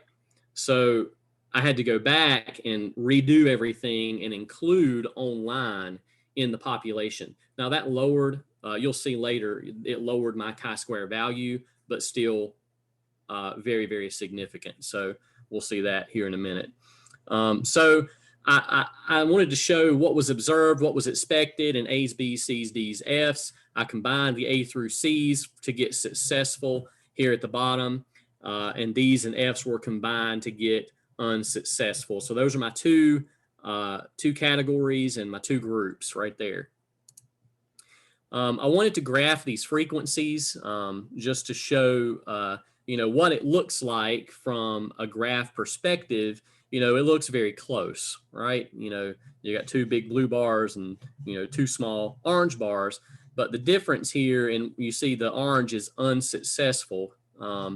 So what is observed is, the online courses, success and success and unsuccessful in online courses. And this is what was expected if the proportions were applied to the population, okay? So, you had to do that in order to get two same values. You can't do two different values. We had to take proportions to get to the same values. So look, chose chi-square as the statistical model, did the goodness of fit. There's multiple types of chi-square, goodness of fit and test of independence. This doesn't really apply. We're not looking for whether or not these two values correlate. We're looking at whether or not one category represents a deviation from another category. Is what we find in the observed expected by chance in the expected or not. So these are data frequencies, not a distribution of scores. Okay, so this is the reason that the non-parametric tool was selected. Again, looking at observed versus expected. Here's the numbers again. This is all courses here, A's through F's, totals in all courses. This is what I observed in online. Okay, so then I took a proportion of the total of A's, B's, C's, D's, F's to get, what proportion should I expect to see in my expected, and then threw that down here to get equal values in my categories observed and expected. The chi-square, so I looked at this two different ways, results by letter grade, all right, A, B, C, D, F. You can see the chi value over here on the right for each of those, and then the chi value combined down here. But I did this just to see, how far the letter grades each deviate from the letter grades in the population. And you can see there's significant deviation in all of them except for D's, which is a pretty low value anyway. But when you look at, successful versus unsuccessful, that's really what my study is looking at, just successful versus unsuccessful, not looking at A's, B's, C's, D's, and F's. So this is, my chi value is 279. The p-value is off the charts. Results are significant at 0.05. The p-value here is 0.00001. So that is extremely significant. It shows that what we have observed is not representative of the population of courses. Okay, so the null hypothesis is rejected. A chi-square goodness of fit test was performed to examine the success rate of students in online courses compared to all courses. The results show that the observed success rate in online courses was not representative of the population, meaning that success rates in online courses are statistically different from the population. And here I show the N value. This is the APA output here for the chi-square model, right? The null hypothesis is rejected. So that summarizes my qualitative and quantitative methodology there. I do see this evolving as we have more data and as we go through this pilot group. I see us incorporating more qualitative data and maybe some more quantitative data as well. One example of quantitative data that we've collected that we are not using right now is, going back to the interview instrument, we're collecting information on demographics, race, gender, age of the instructor to determine if there's a difference, in, age, race, and gender on whether or not they found the content relevant, useful. It also goes into their experience. How much experience do they have as an educator? We chose not to include that data in reporting to the institution because we have a small number of participants, and those participants could be identified in the data that were collected in this small group. So until we have a larger group that we could apply that data to, that would, I guess, confiscate, whatever that word is, the participants, so you couldn't identify them. We won't include that data. But that's it. I'll take any questions. Can I get you to back up a couple of slides? Yep. Here. Keep going. One more. All right. Let's see. Okay, right here. This is the one. All right. This is what I was talking about earlier this morning. Mostly what we're going to be doing is chi-square because our data, most of our data is not normally distributed, or we're using a convenience or a purposeful sample. That's one reason it's non-parametric. The other reason is, just like in Jonathan's case, he is not collecting scores, he is collecting categorical data. The categories from the Likert scale. Anytime you're using a Likert scale, that gives you data that is categorical. And if you have categorical data, that's non-parametric. That's not a number. That's not a score. That's simply a frequency. That's a category. So please remember. So if you're using a Likert scale, you know automatically that you're going to be using chi-square. If you're using a convenience sample, you're going to be, or a purposeful sample, you're going to be using chi-square.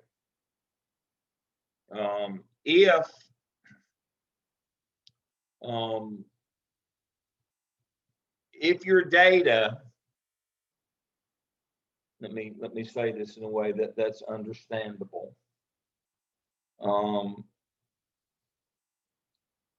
If your data is non-parametric and your data is categorical,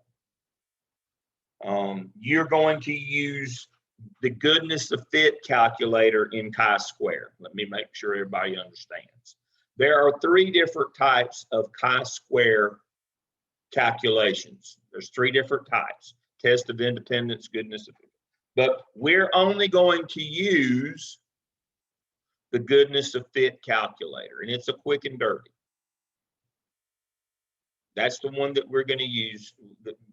when our data conforms to just like Jonathan's, we use the goodness of fit. There are 3 types, so don't be confused when you Google it.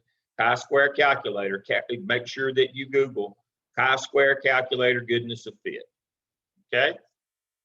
All right, so that's just a reiteration of what we talked about this morning. I've got a couple of things that I want to remind us of and a couple of questions for Jonathan as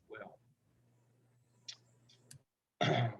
There, it is when he talked about failure rate being a descriptive statistic, that leads us to 2 things.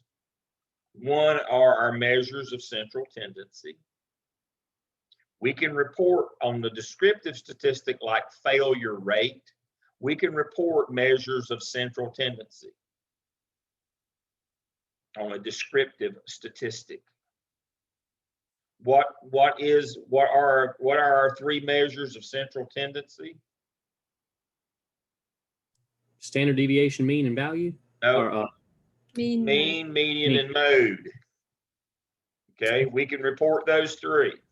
We can also, on descriptive statistics, we can also report our measures of variability. All right, Jonathan, now we're getting to you. That's range, standard deviation, and variance. We can report those. So those are the 6 things that we can report on descriptive statistics without having to run any kind of analysis using chi-square or analysis of variance or any of that. We can report those 6 things on descriptive statistics. Mean, median, and mode, our measures of central tendency. Range, what the scale was. Variance, and that's how much scores varied within that range. You know, our range is 0 to 100. Our scores varied from 30 to 100. That's the difference. And then standard deviation, the average distance from the mean. We can report those 6 things on descriptive statistics. So don't be afraid of that in your presentation, just like Jonathan today. You don't have to show some calculation or that you ran some analysis. Now, once you run chi-square, really the only thing you can report out of that in terms of the statistics is mode. You know, the most frequently, again, that's what he's doing, is reporting the mode. When he says that this is how many of each of these categories. You notice when he ran the calculator, he didn't have all that other stuff. He just had his categories. How many? His mode is all that chi-square will give you. That is not in error. You didn't run it wrong. Chi-square will only give you mode. Let me say that again. Chi-square, once you run your analysis on your actual numbers, you're doing inferential statistics, inferring. There's a difference in, go back and look at descriptive statistics versus inferential. Descriptive is we just describing the data, and we are allowed to use measures of central tendency and measures of variability to describe data. And that's mean, median, and mode, range, standard deviation, and variance. That's for descriptive statistics. Inferential, when he did chi-square, he changed from descriptive. He's trying to infer something from his data now. And when we move to inferential, chi-square only reports mode. How many in each of the categories? That is not in error. I get students who call me up and say, so I must have run this wrong. All I got was mode. Well, that's all you're going to get. That's all you're going to get from chi-square. So you didn't run it wrong. You will get your p-value, and you will get those other values, but you will not get a mean, median, and mode, standard deviation, and all those things when you run chi-square. Don't be expecting them. Remember, that's for descriptive statistics. Inferential, you will only get mode. Excellent, excellent, excellent. Now, I have a question. And this is for everybody and for Jonathan as well. would it be important, we're talking about improving the quality of the course. Now, you folks, you can say, it won't hurt my feelings if you say it publicly. You can think it privately or say it publicly. The course shell that I use in Blackboard is a QM shell. I did go through the process. I did learn how to build a shell. Now, you may say, Dale, it's the most confusing shell I've ever seen in my life. Some damn fool can create this thing. And I would accept that. That's valid. It's your opinion. It's valid. But it is, you folks have, I don't know how many other course shells you've seen in Blackboard other than this program, and I don't know I will say for my program that I'm program coordinator, I create all the shells. They're all by QM standards. Now, other programs allow professors to do their own shells. And so I can't speak to the other shells in DEOL and don't want to at this point. But my point is this.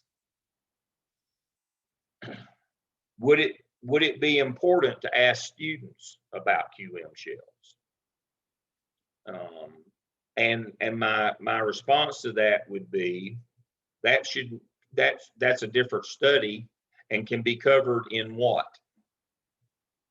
What could you cover the notion of students' thoughts, feedback on the efficacy of a QM shell, of how well it works and how well they like it? What can that be covered in a very quick and easy way without having to do a whole nother study? Interview, survey? Literature review, documents. Okay. That's correct. Documents, qualitative work. Simply, we do have a survey that you can do that. Students, and I'm not sure how much I want to get into it, but you don't. That's the whole notion. That's a different study.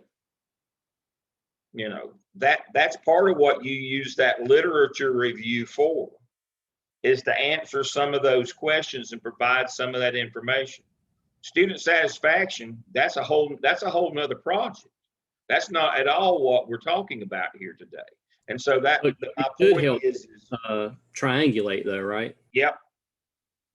You can use, just like Vic is going to use her literature review to triangulate her data. That third leg of that triangle does not have to be a whole nother study. I would encourage you for it not to be another study. Use that third leg should be your literature review. You're doing your qualitative, you're doing your quantitative, and you do your literature review where your theoretical framework comes from. It says, this is what I would expect to find. This is what the literature says. That's how you get your triangle. It is the third leg, is that literature review. Just like Vic showed in her triangle. That is correct. Because if we got into student satisfaction, oh my Lord, we'd have to start doing demographics. We'd have to start looking at right now we're just looking at students as a group, as a population. But if we started into that, what would we have to do? We'd all of a sudden have to start doing demographics. Do older students do better online than younger students? Well, that's another study. Does gender matter? Well, that's another study. Does diversity matter? Well, that's another study. Then all of a sudden, it becomes a rabbit hole that it becomes bigger and nastier than you can handle. The whole notion here is to triangulate with your literature review. That's the beauty of action research. If we were doing empirical, if we were doing a dissertation, we would have to explore all these other options. We would have to survey. We would have to actually get into the gender diverse. We'd have to learn. We'd have to do all of that. We'd have to explore all of that in a dissertation. But we're not doing theoretical work. We're doing action research. We can let the third leg of our triangle be our literature review.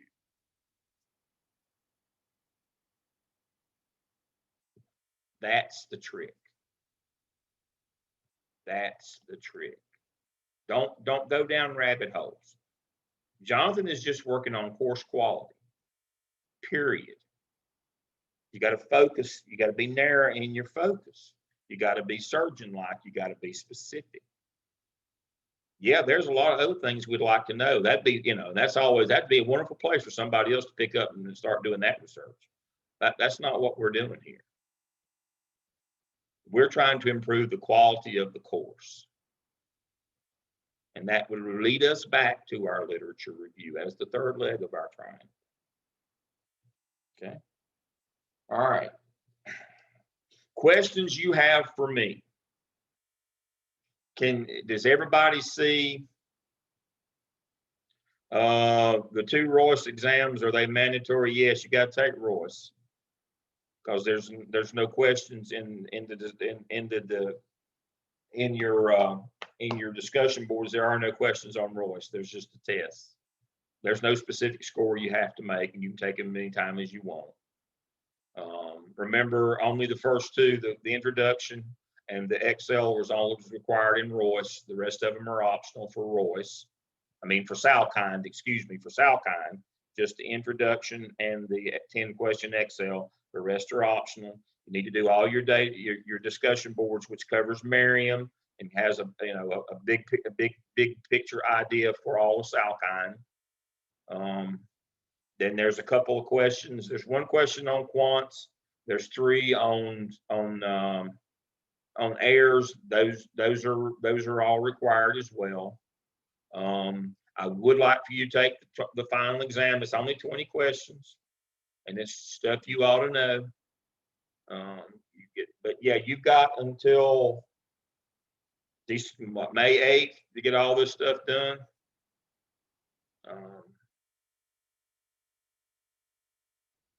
Exactly. But yeah, Jonathan's talking about that's the answer that you give when people ask you questions. That's beyond the scope of it.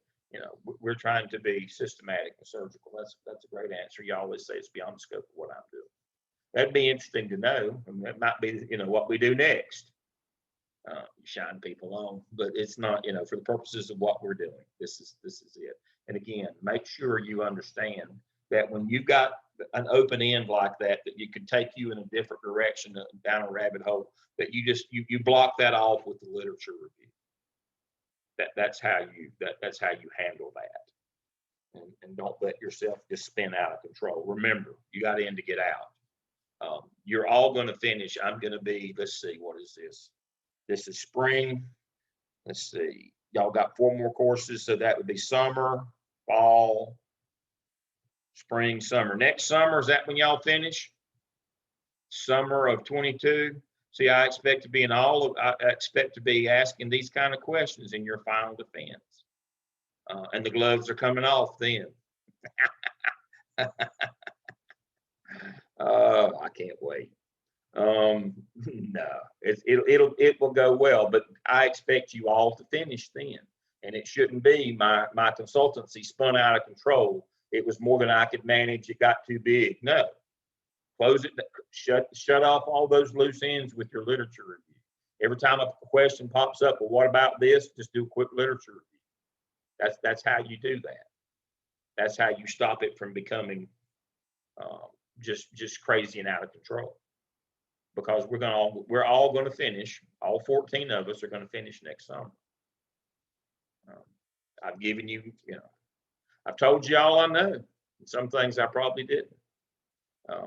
But that's the notion here is that you now have the tools, and you know what your final project's about. You've got the heart of it. From this course gave you the heart of it. You slap your literature review on it. You come up with your data and do your findings, your little action plan out the door, and you're golden.